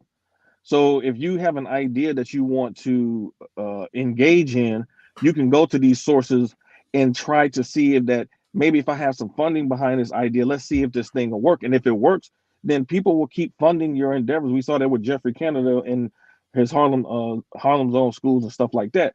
He had a lot of people giving money to his school. He had white people like playing the lottery trying to get into his schools because the schools were so effective. So I think we need to focus a lot more on that side of the spectrum as well. So what you're referring to is social impact. And so social impact is that critical aspect where you're focusing on making progressive change at the societal level, leveraging some other form of technology or some other form of innovation. Black people have more nonprofit organizations than any other demographic in this country. And so I'm not sure if you're saying that we should be more invested into nonprofits or we should start more nonprofits, but we have more nonprofits than any other racial group in this country. And so that's number one. And number two. Number three, the problems that Black people face at the ground level are structural. And so it's out of their hands. From a resolution standpoint, they don't have an ability to remediate a lot of their issues because they're all structural issues. That's kind of what the Federal Reserve has pointed out after George Floyd, that the reason why George Floyd was in the situation that he was in is because you have a lot of structural inequality that impact people like him. And the reason why he left Texas to go to Minnesota is because he didn't have proper health care, because Texas does not have a proper healthcare system like Minnesota does. It's not robust. And so these sort of issues are outside of the purview of Black people at the ground level, especially even at the nonprofit side. Now, you do have CDFIs and these other sort of financial, these community-driven financial institutions, CDFIs, and these other platforms that are out there that are nonprofit based, but that they have not solved 100% of the issues, and they can't solve 100% of the issues. And so the issues that need to be solved at the government level. That's the only way to solve it. China the top tech companies on the U.S. Stock Exchange, on the New York Stock Exchange, are Asian companies, and they're mostly funded by their government. Huawei. What's the other one? I'm not even sure if they're still around. I think Complex used to deal with them. I think it's Mio or something like that. There's like 4 tech companies out of China that are on the stock exchange that are booming, at least prior to Trump coming in. All of those companies were funded by their governments. And so we don't have an ecosystem that reflects that. And so we can't really get past that 2.4% that engineering cannabis is referring to, primarily because we have not actually had a proper investment into infrastructure, into institutional building at the federal and state level. It's non-existent. It's only recently that we've had a bill pass that has been groundbreaking, by the Biden administration, that we haven't seen anything like this probably since the 60s. And so it's only recently that we've really solved that in the last few weeks. But in terms of prior to that, we have not had that sort of investment. And so the articles that I was covering earlier refer to the structural inequality in the capital, in the venture capital sector. Black people getting 1.51% of, $100 billion, $200 billion of venture capitalist money. That's really hard to compete against when you're starting to talk about on a global scale. You can't compete at that level, and you can't compete if you don't have enough human capital to go at it. That stuff takes time to develop. And so, like engineering cannabis is saying, 2.4%, that's dismal in the AI sector. You're talking about 1 out of every 100 people would be African American or considered to be Black in that sector. And so these sort of things, how do you scale it? These are sort of things that we're trying to solve. When I was in Africa, those are the conversations that we were having. How do you scale African startups? You can't take Western ideas and then drop them inside Africa, because it's just not 1-for-1 compatible, because the infrastructure is different, the governance system is different. There's a whole lot of incompatibility there. And so I think that, it requires a lot more deeper dive than what we have time to do on these panels. And that's kind of why we started doing these panels, is to make sure we have some visibility into these areas. What's going on, Jay? Long time no see, man. How's it going? Chilling, bro. Chilling. Long time. Yep. Glad to see discussions back regularly. Oh yeah, I'm back, man. I'm getting back into it, man. Can I ask you a question, Mike? Yes, sir. Yes, sir. Okay, go ahead. Go ahead. You've been in the manosphere for about what, 5-6 years or longer? I've been in the manosphere since 2007. 2007. So you've been around for a long time. Mm-hmm. From what you've seen in this space, do you believe that, because we've seen a lot of people, donate a lot, lots of money to different content creators. Mm-hmm. Do you believe that if the same types of people were supporting some of the things that the Black Brain Trust has been known for talking about, and these types of endeavors, in the same span of time that they have supported these content creators, do you think that we would have been able to put a dent in some of these financial issues that we have as a collective in terms of being able to support some of the initiatives that we talk about in that span of time? No, because you're talking about mass scale. You're talking at least $100 billion would be needed to be invested into predominantly Black neighborhoods in order to bring them up to scale. And that's something that the manosphere is just incapable of doing. They should be discussing it, but they're just incapable of doing it because they just don't have the wherewithal. And I poke fun at them. We poke fun at them because I just find it to be hilarious that, like you said earlier, there's a concern about Black boys reading at the 3rd grade level, but then they talk about, the gynocracy and the passport bros and stuff like that. So there's a lot of pontification that happens in the space because there's a lot of guys who are just incapable of engaging.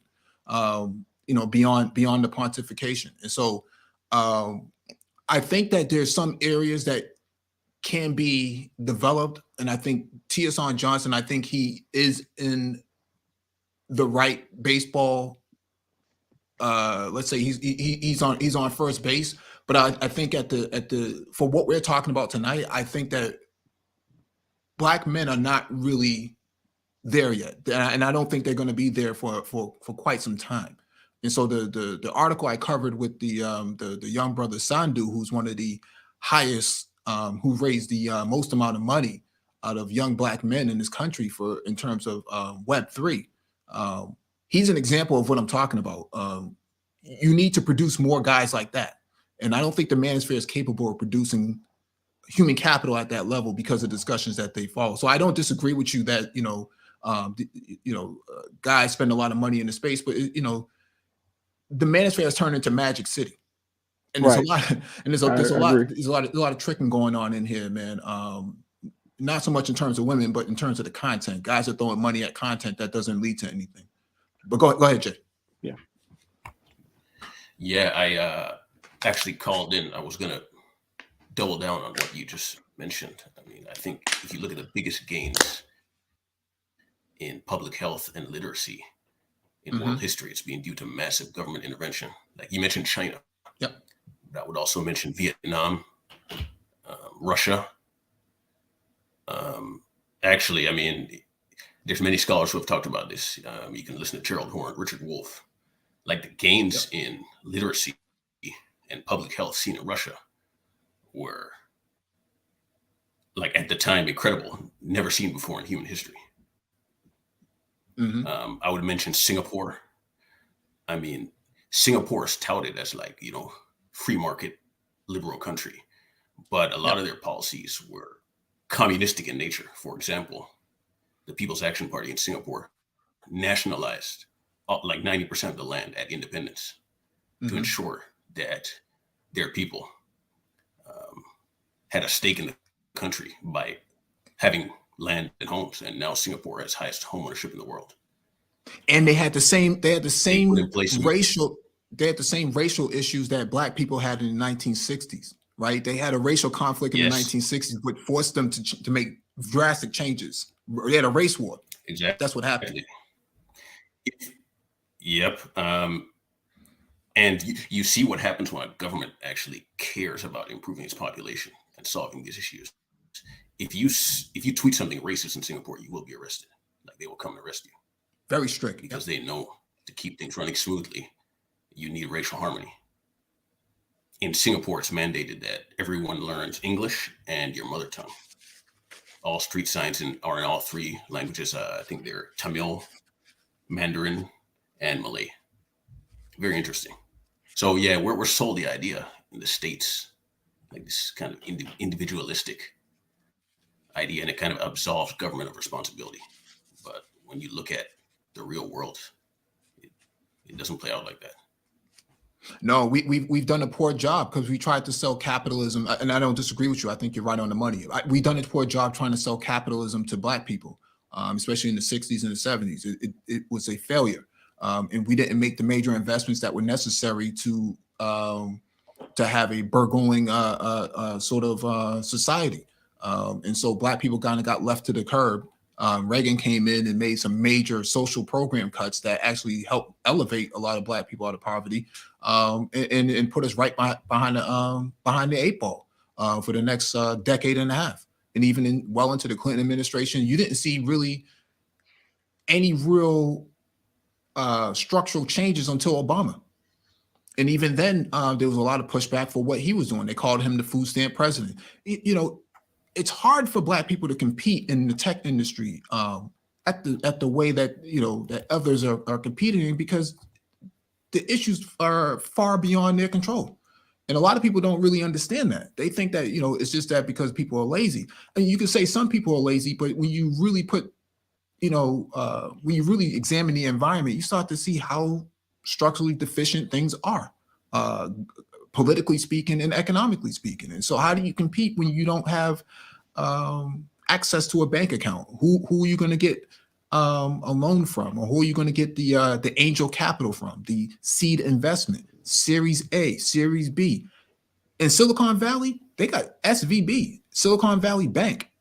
There's money floating around there. That's why you have the Airbnbs. You have these sort of unicorns and stuff coming out of there. These sort of vaporware companies like Theranos with Elizabeth Holmes, who got found guilty for swindling all that billions of dollars of money. This one white woman raised more money for her startup than all of Black startups combined worldwide. And so, and no one can find the money that she allegedly raised, right? And so we're up against something that's radically different. And like the articles were pointing out earlier is that Black people are in a very unique sort of position that that other groups are not in. And unfortunately, we have to figure out a way to ramp up. We have to come up with a game plan, and we have to be able to compress 20 years of deficit into a 5-year plan between, I mean, we talked about this before the pandemic, and you've been around, 2020 to 2025. I mean, now we're talking 2023 to 2028. We have to, kind of extend it out. Well, go ahead.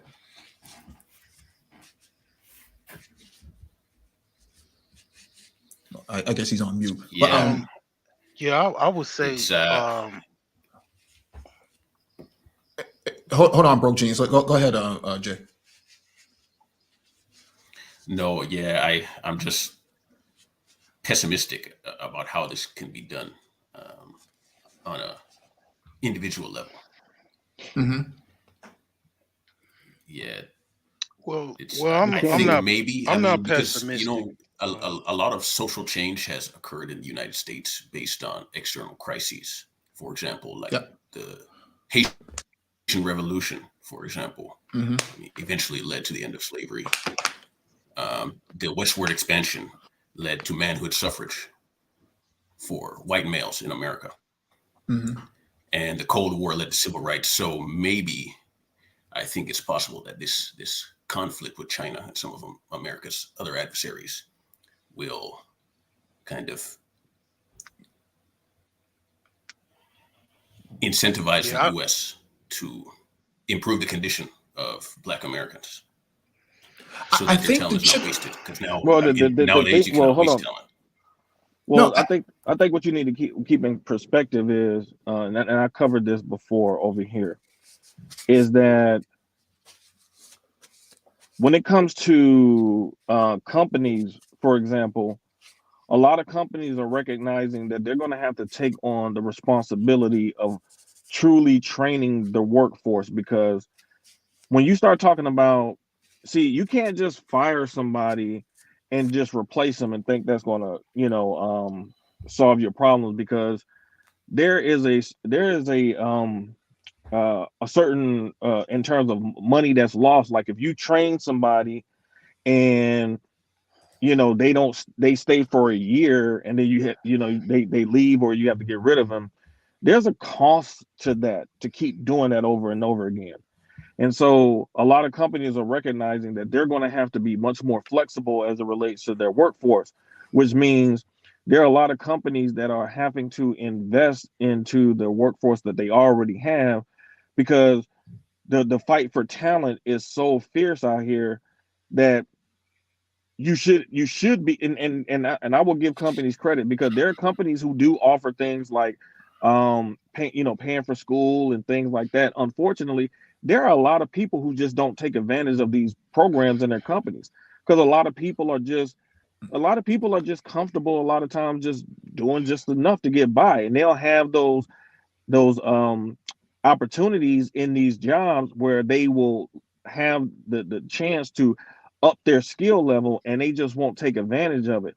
And so now a lot of companies, because I think AT&T saw this at some years ago. AT&T saw the upper management thought that none of the employees were interested in actually moving up in the company, so they were getting a lot of their the people that they wanted to put in higher positions, they were getting them outside of the company.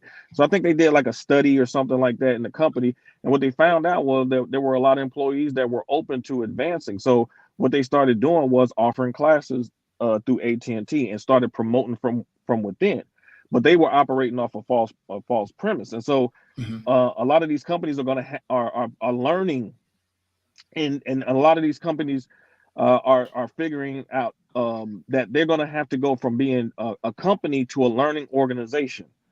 And so you're having to train your workforce literally how to think, because that's a different paradigm to come from what we're used to coming from 20 years ago. 20 years ago, the paradigm was just come in, get a job, keep your head down, and do your job. And it was a much more authoritative approach to management. Now you can't approach management from that perspective. You have to be able to engage in certain ways to make your employees feel that they truly are a part of it, a part of your organization. And so this is why a lot of a lot of companies are really starting to devote a whole lot more resources to actually developing, because I don't believe, me personally, I just don't see it just coming from college. I really believe that if it's going to be addressed, it's going to be addressed in the private sector a lot of times, in terms of employee engagement, actually improving how employees think, because much of your work in the workforce now is collaborative based. So if you don't have the ability to collaborate with your other fellow co-workers, if you don't have the critical thinking skills, you're going to be really at a loss in this evolving workforce environment. And so a lot of companies are really starting to recognize that they need to shift from where they are now to a learning organization that actually teaches their employees how to think and how to think critically. Okay. Well, I would disagree with that. I because the majority of Black people actually work for the government. I think 65% of Black people employed work for the government. They don't actually work in the private sector. And I think that that sort of trough of people getting benefits from the from the private sector, that stuff is going away. Now we just saw that with Amazon, Google, all of them. They've cut a lot of their benefits. A lot of that stuff just went.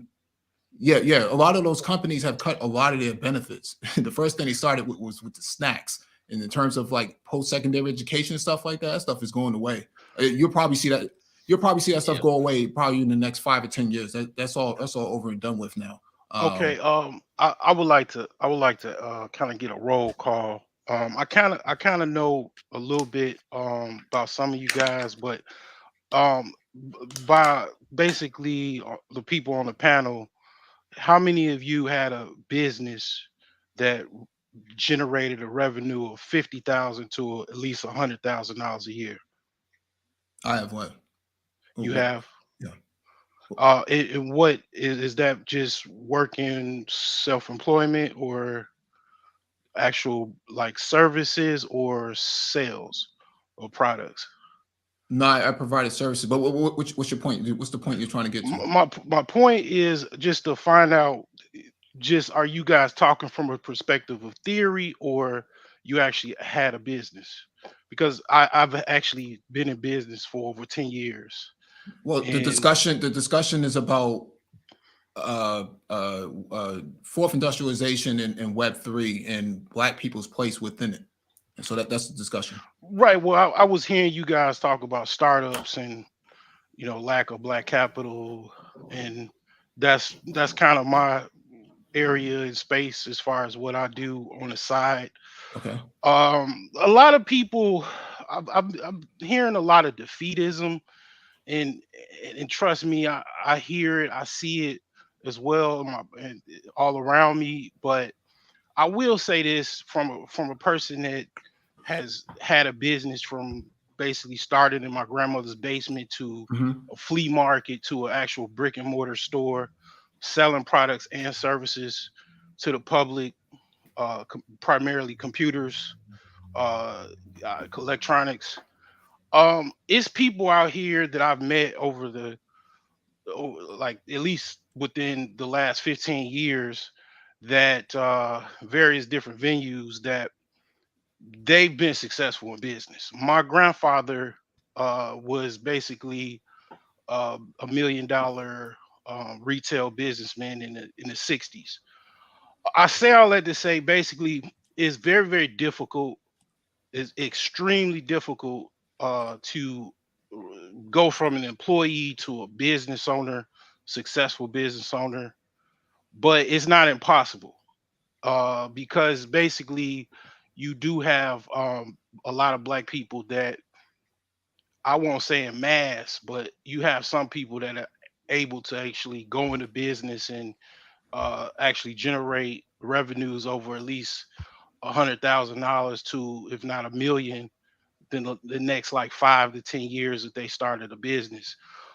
What I notice is a lot of black females, as far as in our culture, are successful. The reason and why we could speculate, but you got people like the chick that started the turkey leg hut, or what is it, turkey hut or something like that. A lot of women that sell like health and beauty products. We're Even talking about tech here, though. We're specifically talking about tech, right? Let me read this for you because I don't know if you were around earlier. okay. Funding for Black Web3 founders has only increased, and the crypto winter proved the most fruitful year. Crunchbase data shows that U.S. Black Web3 founders raised $60 million out of the $11.9 billion total given to U.S. Web3 startups in 2022. The amount is substantially higher than the 16 million such founders received in 2021 during crypto's record-breaking year. In 2017, they raised $11 million out of the $1.03 billion. And in 2018, they raised basically $0 out of the around $2.8 billion. Note the vanishing thin red line in the chart below. In 2019 and 2020, Black Web3 founders raised $2.5 million and $4.5 million out of the $2.4 billion and $3.2 billion, respectively. Okay, that's not speculation. That's the numbers. Okay, that is something that you pointed out, I think, like a year ago. Yeah. I mean, Let me just finish reading okay, this real quick. all right. Fundraising last year was very hard. Fundraising last year was hard for many Black founders, and many were impacted by the downturn. Though it's quite telling that Black Web3 founders were able to pick up record sums amid an overall dip in Web3 funding market. It appears that investors, too, are in some ways bullish on Black founders, a change of tune in how much entrepreneurs are usually considered. And so what I'm saying here is that we have a very unique situation where you have Black people having difficulty raising the same amount of capital as their non-Black counterparts, more i.e. white and Asian. I'm one of those Black people. What you want those Black people what? I'm joint Y Combinator. I've submitted basically different seed projects that I have. I'm definitely in tech, been in tech for over 15 years. Mhm. I haven't got funding. Um, it's basically what I'm saying is we all know the different economic exclusions we face in this country as being Black people. I don't care if you're you know descendants of people that were in slavery, or you just came over here from Africa. It's very well noted the economic exclusion is going on worldwide, as well as regionally in this country when it comes to all aspects of economics. I mean, this is not nothing new here. It's expected. So when So I said all of the other things that I said as far as retail and stuff like that, it's the same thing.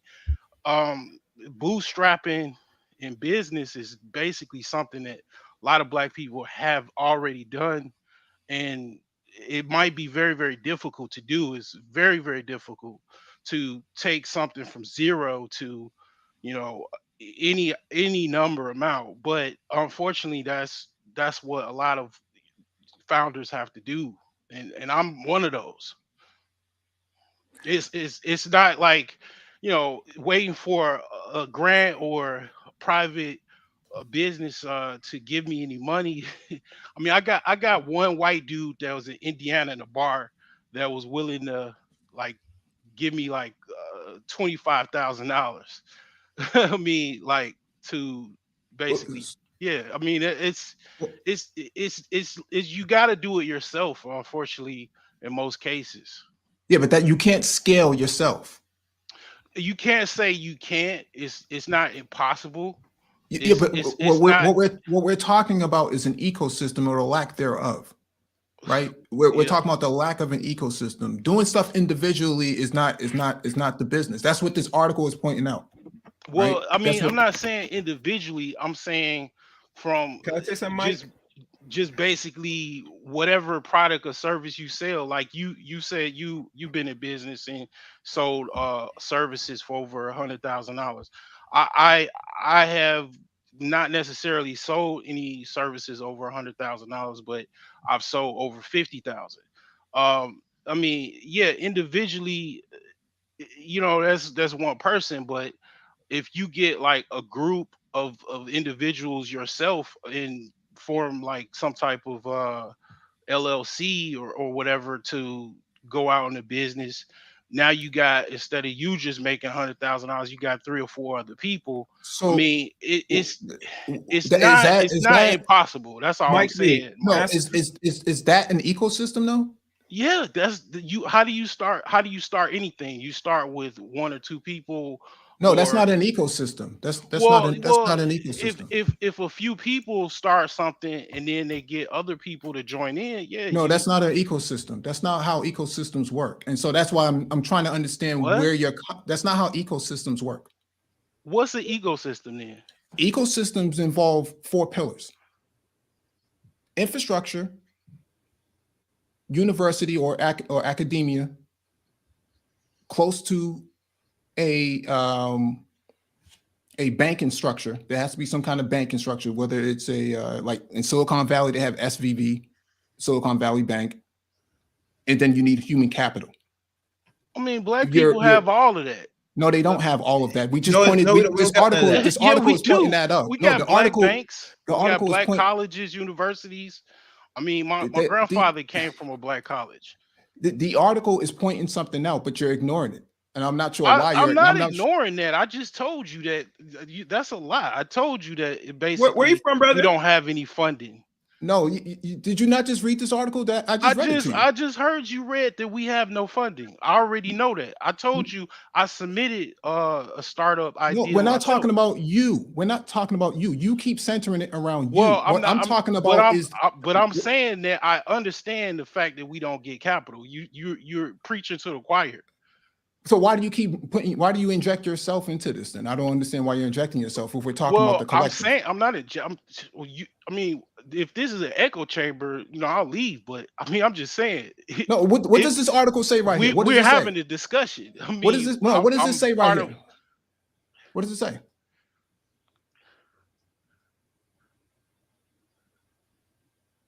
What does it say? I just said. We just already agreed upon it. Is well, how can you don't get agree? any How can funding. you? But how can you agree with it and But then I mean, disagree? How can you agree and then disagree? you're saying I think hold on. I think both of y'all are white. I think hold on. We have no startups. That's what you're saying, Mike.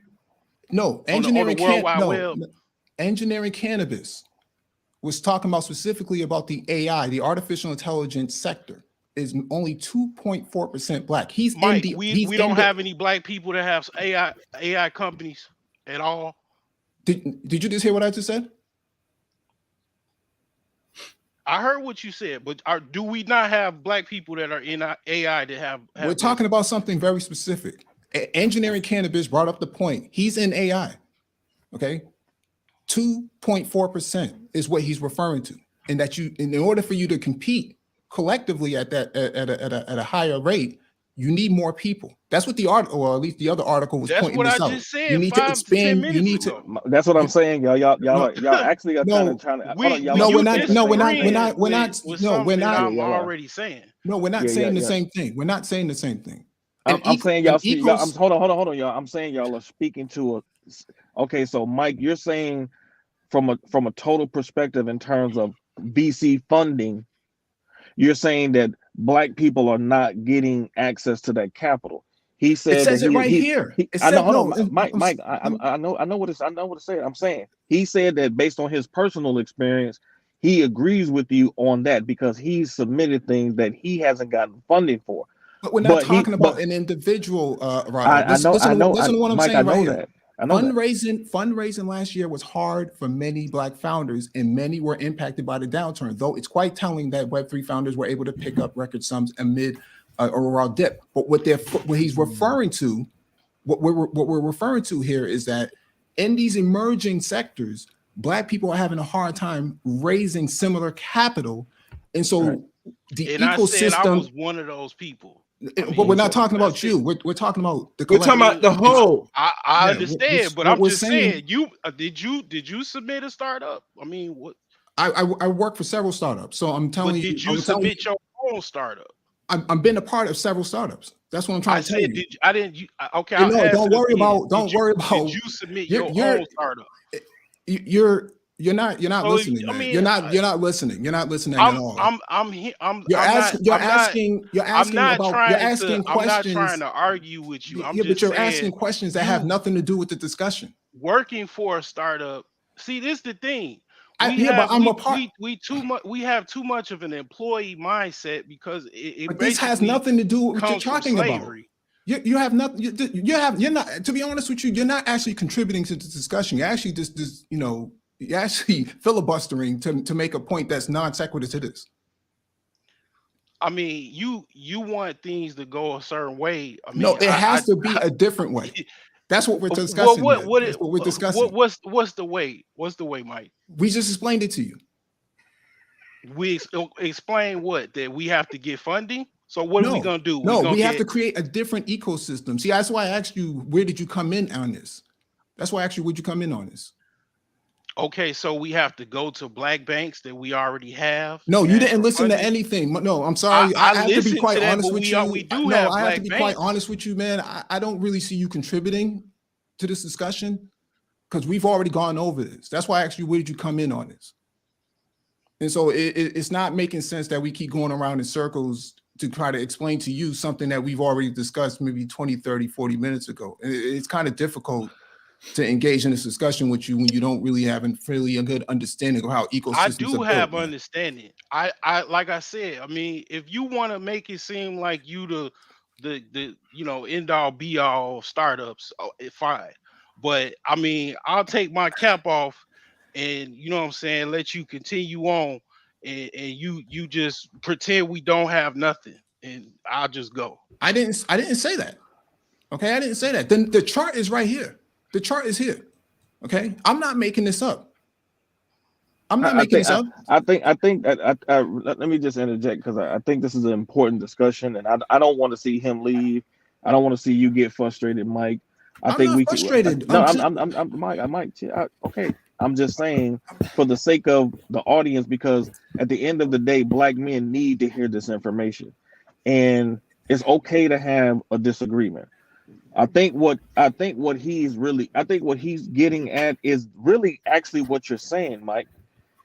No, it's not. Hold on, Mike. Let me finish, Mike. I think that what we have certain aspects in our culture that can be used from an institutional perspective. Because I've seen the Gone on here talking about Black banks and how we need to utilize Black banks in terms of our business endeavors. Yeah. So I think that what is happening is that we might not be leveraging them to the capacity that we need to overall. We do have shortcomings. I totally agree with you on that. I know we're not getting the VC funding like that.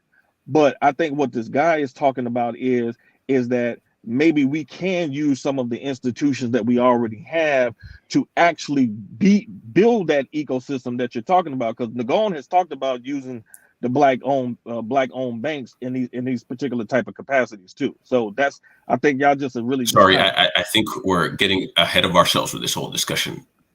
The foundation is math and science. Yeah, that's why I was asking. Jumping to banks and math and science to improve our math. They were talking about banks. Capacity in our community. We're talking about banks in the article. No, we're not. To have VCs and businesses and Blacks and techs and startups, You need black But kids I who are agree. good I at math agree and with you science. because I've been saying the same thing, Mike. I've been talking about the And ecosystem how do you and build up things that like that. capacity? And hold on, because I've been because there was a show that hold on. Jay I'm just explain. Let Jay explain his point because I think he was here at the beginning, so he's explaining ahead. what my position. I mean, these things maybe they can be done on an individual level, but it's not been done before. I mean, the examples that Mike and myself have pointed out have been on governmental levels. Yeah. You think Well, that Korea, we Taiwan, have built those institutions before. Singapore, Like we have just yes, but I want to point out something. HBCUs. I mean, yes, yeah, we put in good work, but the basis was U.S. land grant, federal land grant. I mean, you can't just ignore that. What is it? You A needed federal support from land federal grant got to governments. do with tech ecosystems? It's a template, right? He's giving an example of what happened before can actually be done again. And what we're talking about doing is building a very unique ecosystem. Right. You need a very unique ecosystem to address Black people's problems because they're structural. These are structural problems. You can't get around that. You can't do this this is why you can't do it from an individual perspective. You're trying to argue the individual. We're not talking about I didn't say individual. I said a group of people starting something on a grassroots level. No, that's not what we're talking about, though.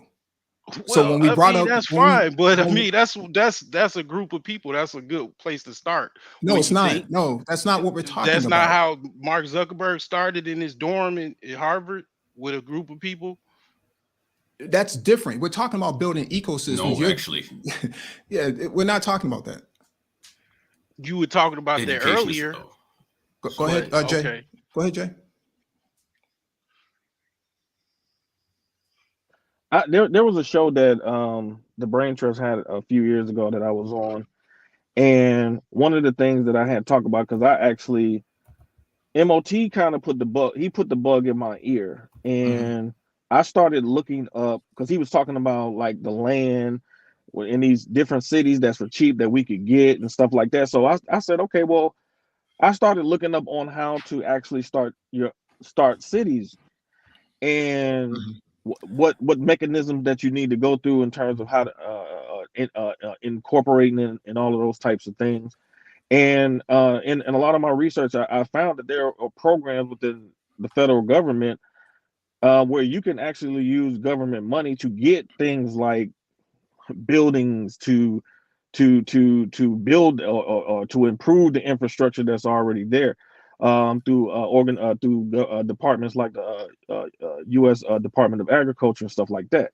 And so one of the things that I was dropping in the chat was different grants that you can get through like the Department of Labor that literally a lot of school, because what I was looking at was I was seeing that there was a whole bunch of different community colleges and technical schools that were applying for government grants. And I was saying, well, this is one of the avenues that we can do, because when I talk about the nonprofits, most schools in the United States operate as nonprofits. And many of those schools get a lot of funding in terms of, especially if they're research institutions. So I said, well, because there's a change coming and we need to up the ante in terms of the education, what you're talking about, Mike, in terms of the education to actually help build that ecosystem, we could be setting up schools so we can capture that money, so we can up the ante and accelerate the actual education of the men that need to actually be in the know of this particular type of information. So I think that we really need to really see that, there are tools out there that we can actually utilize that can actually accelerate it.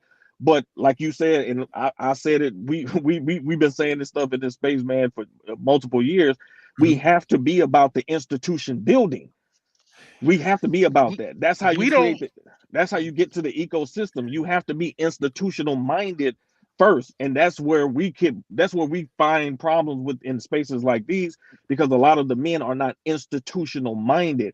They're problem chasers, but when we actually put things on the table that revolve around actual institutional building ecosystems, where because there's a point in time in America where the black dollar circulated, it tapped multiple hands, more hands in the black community than any other group of people at one point in time in the United States.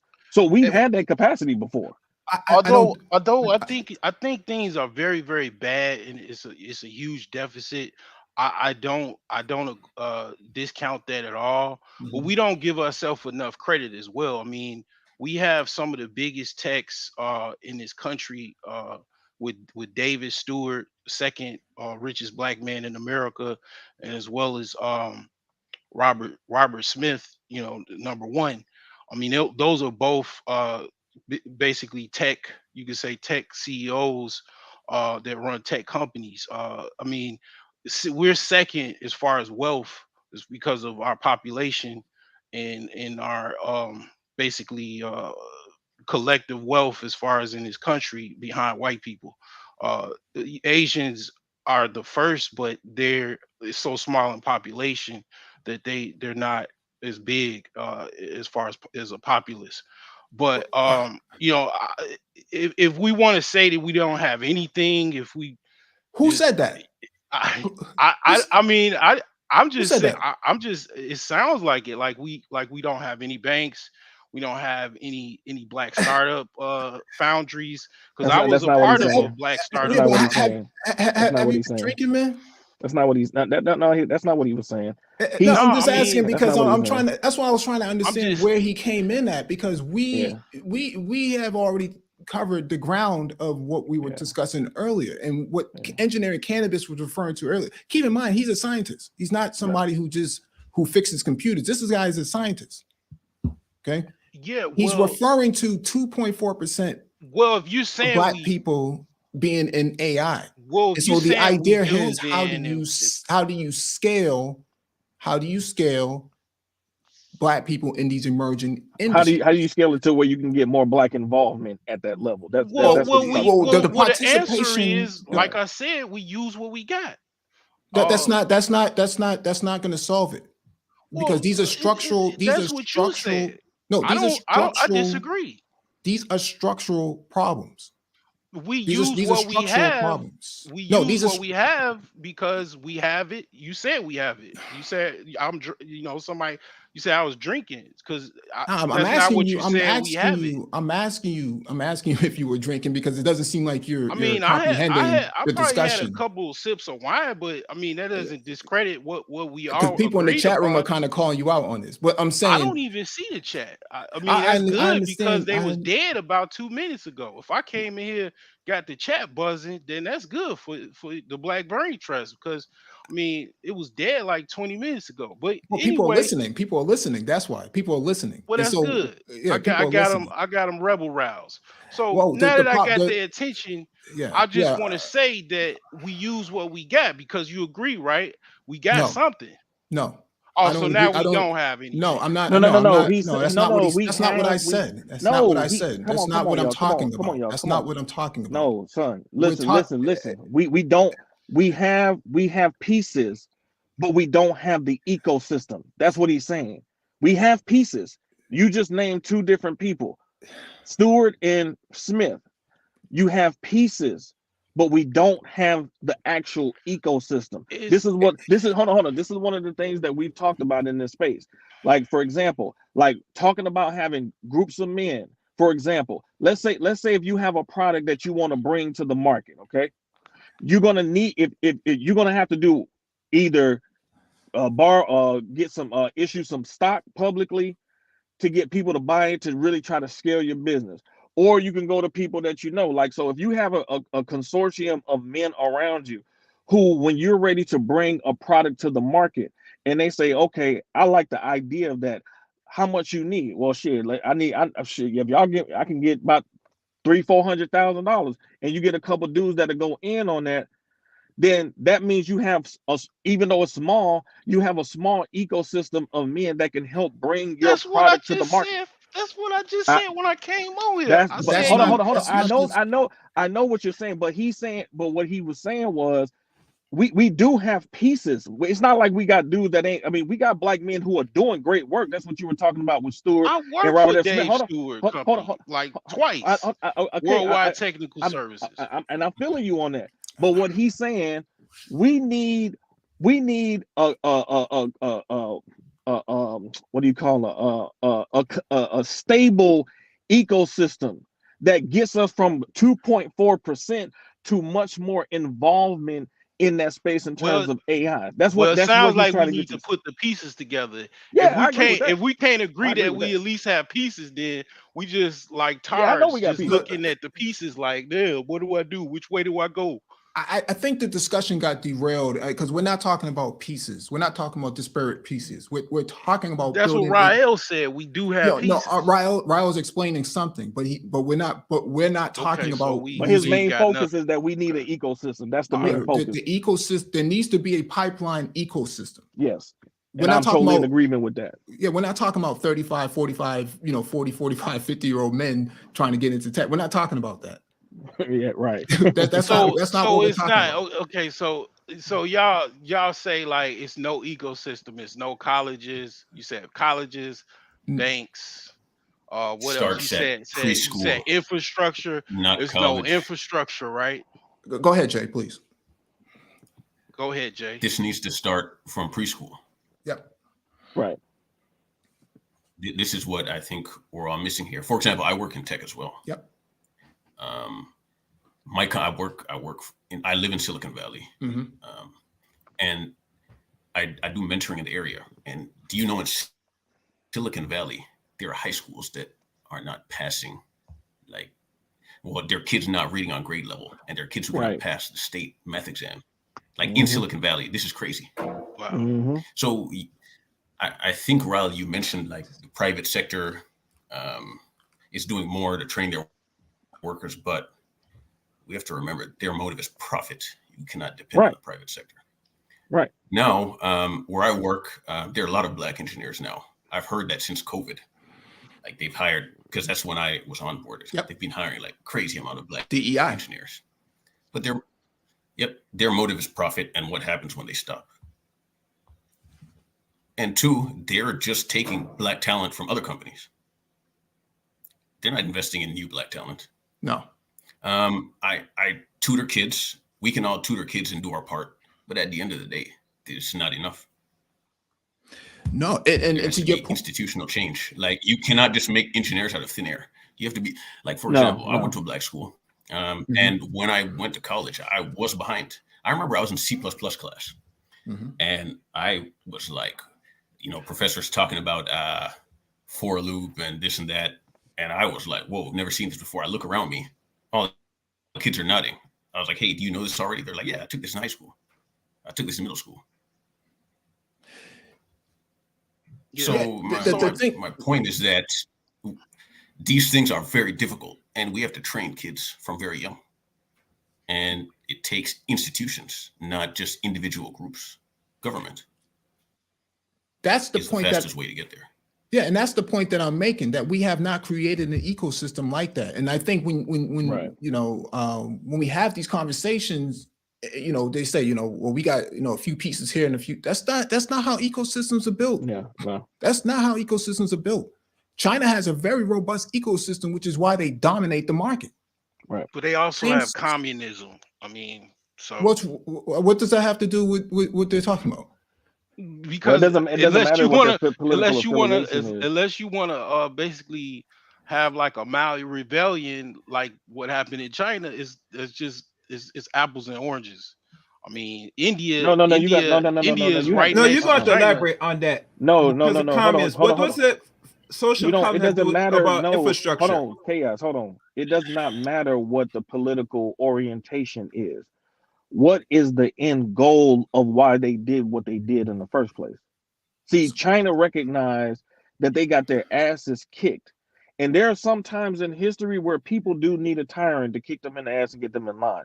They recognize that. They fought each other too.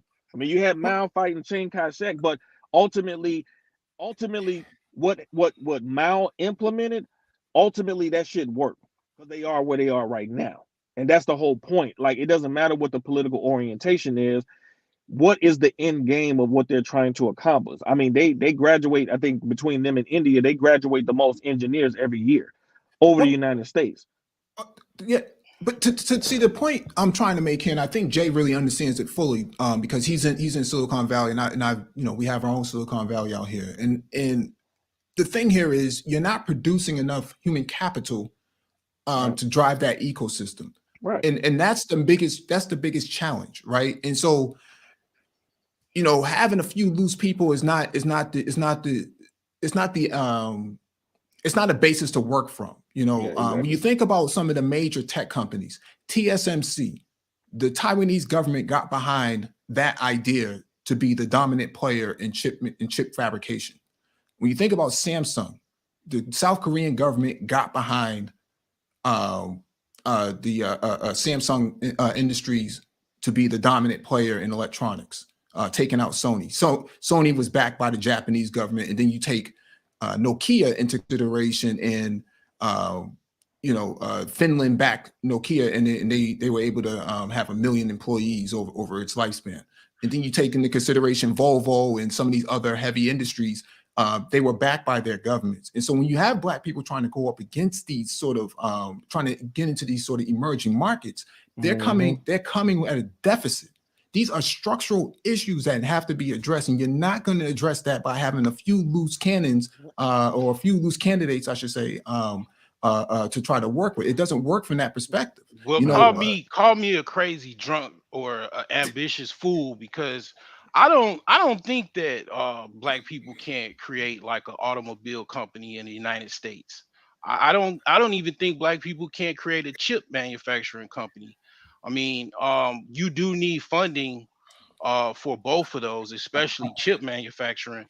But I mean, we've done as far as just recently and in past amazing things out of Reconstruction, basically out of slavery.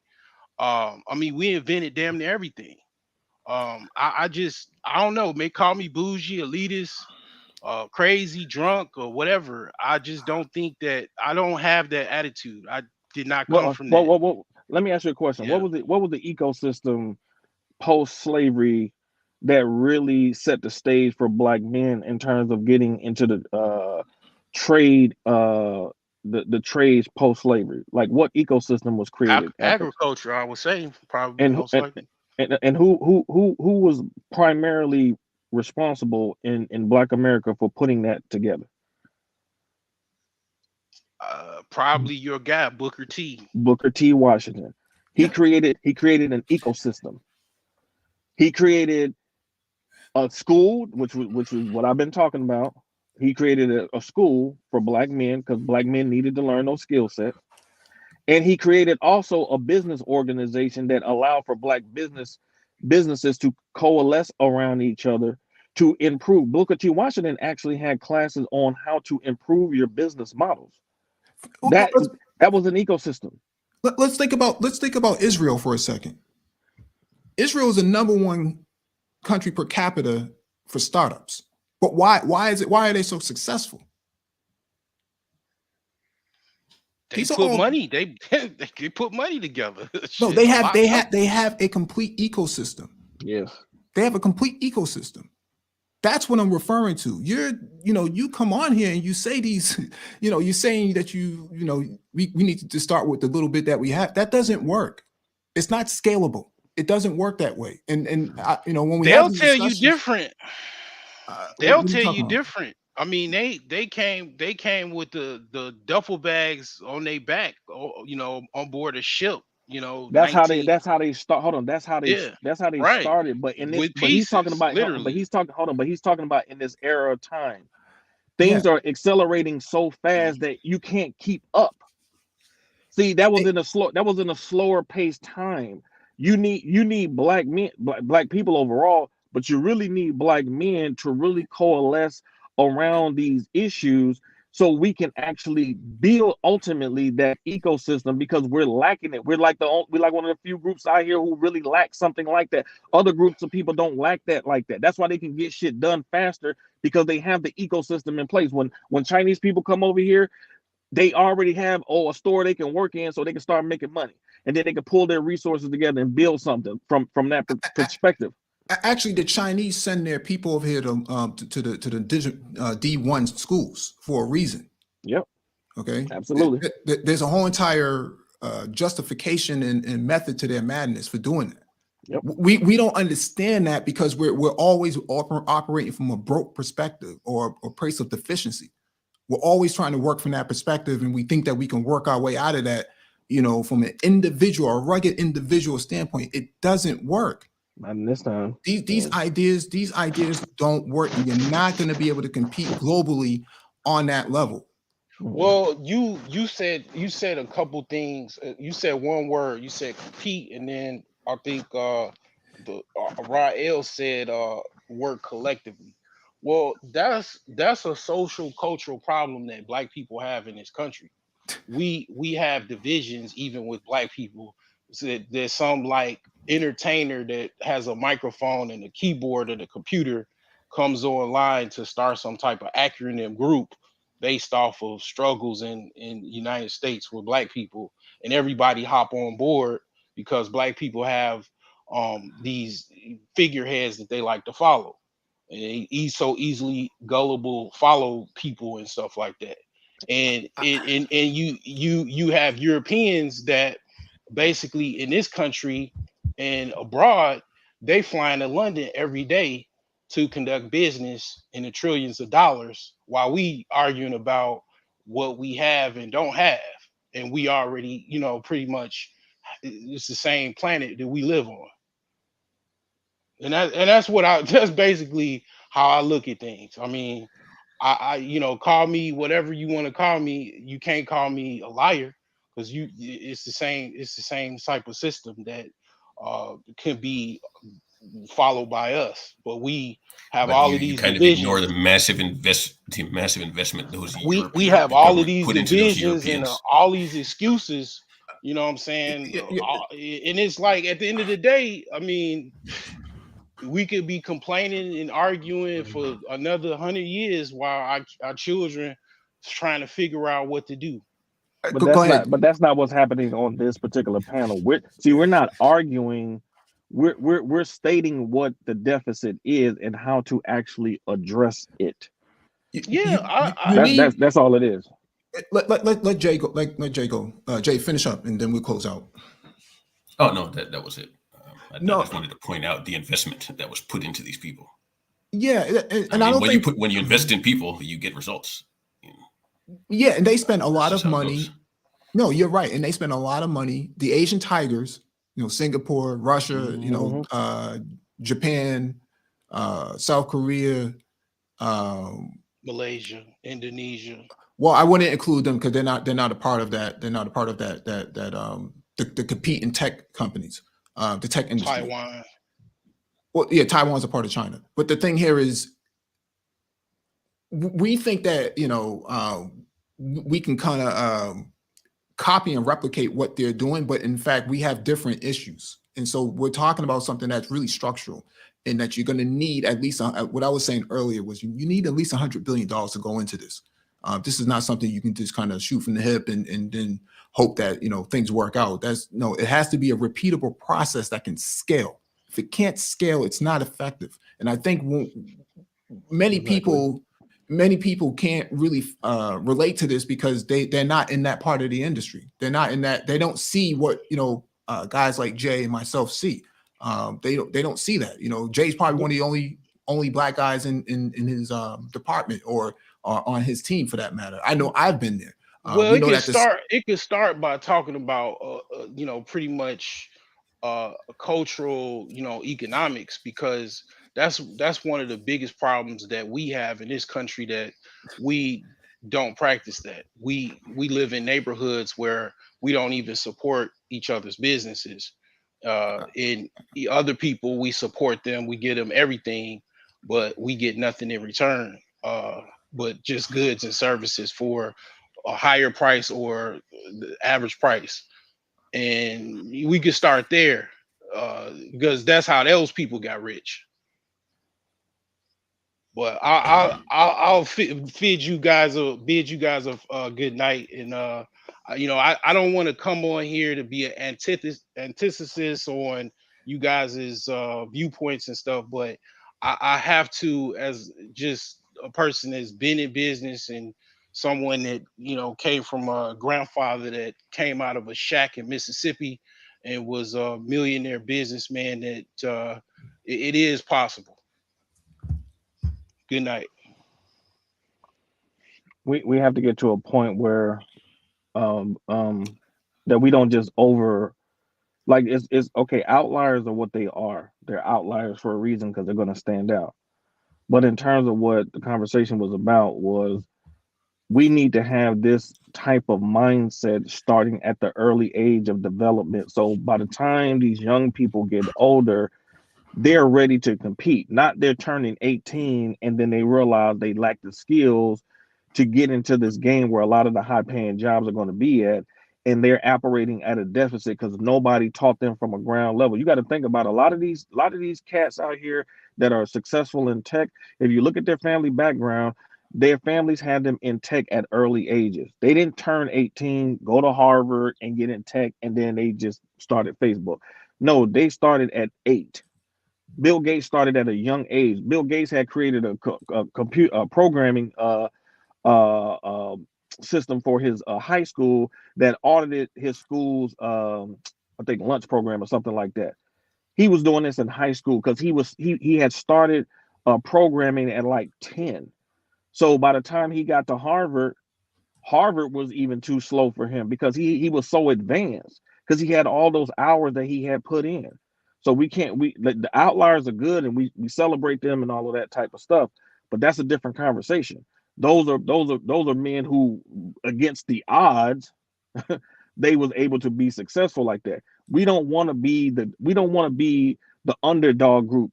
Who wants to be the underdog all the time? Who wants to be the people that are expected to lose all the time? No, we want to come to the table expecting to win because foundationally we've been prepared to win. That's the point. Chaos Rain, you have any last words?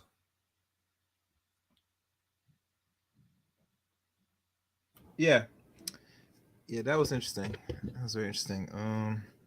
All I gotta say is that if black men gonna think they're gonna alpha the way out of this, they're sadly mistaken. I don't push individualism. I never have, never will. And we gotta get on the ball together. This individual mindset and think we're going to progress in the 21st century. This century is going to show where we stand as black men. Are we going to move forward in the next century or not? And as globalization as it stands and it's going to continue to accelerate, the only thing that's going to happen to us in the future if we are going to try to figure a way out of this, so we're going to be so deep under the rug that there won't be no comeback. So what you show, Mike V, and I hope you put it in the chat room because I want to read more of that article you posted. That okay. This is no game. It sounds good if some people are working for themselves and stuff, but we already know the result of that. That's not going to progress us in the 21st century. I'm not sure why black men still think that this is the way to go and still have this mindset. That's a losing strategy. The people that created tech, they've been doing it since before they hit 10 years of age. When I hear some of the students, and you're from Massachusetts, Mike, you might know this. When I ask them what they learn in school, some are now just starting to learn like coding. But that wasn't off to us 20, 30 years ago. Well, everybody that's making the big bucks, they've been already embedded into this while they're boys. So when you get to as an adult doing this, it's not only hard to understand, but you're playing catch up. You get me? It's not the same. All right, Jay, you have any last words? That's close thoughts. Nope. All right, thank you all for joining us. Please hit the like button if you've not already done so, and hit that notification bell so you get all the updates from the Black Brain Trust. Peace.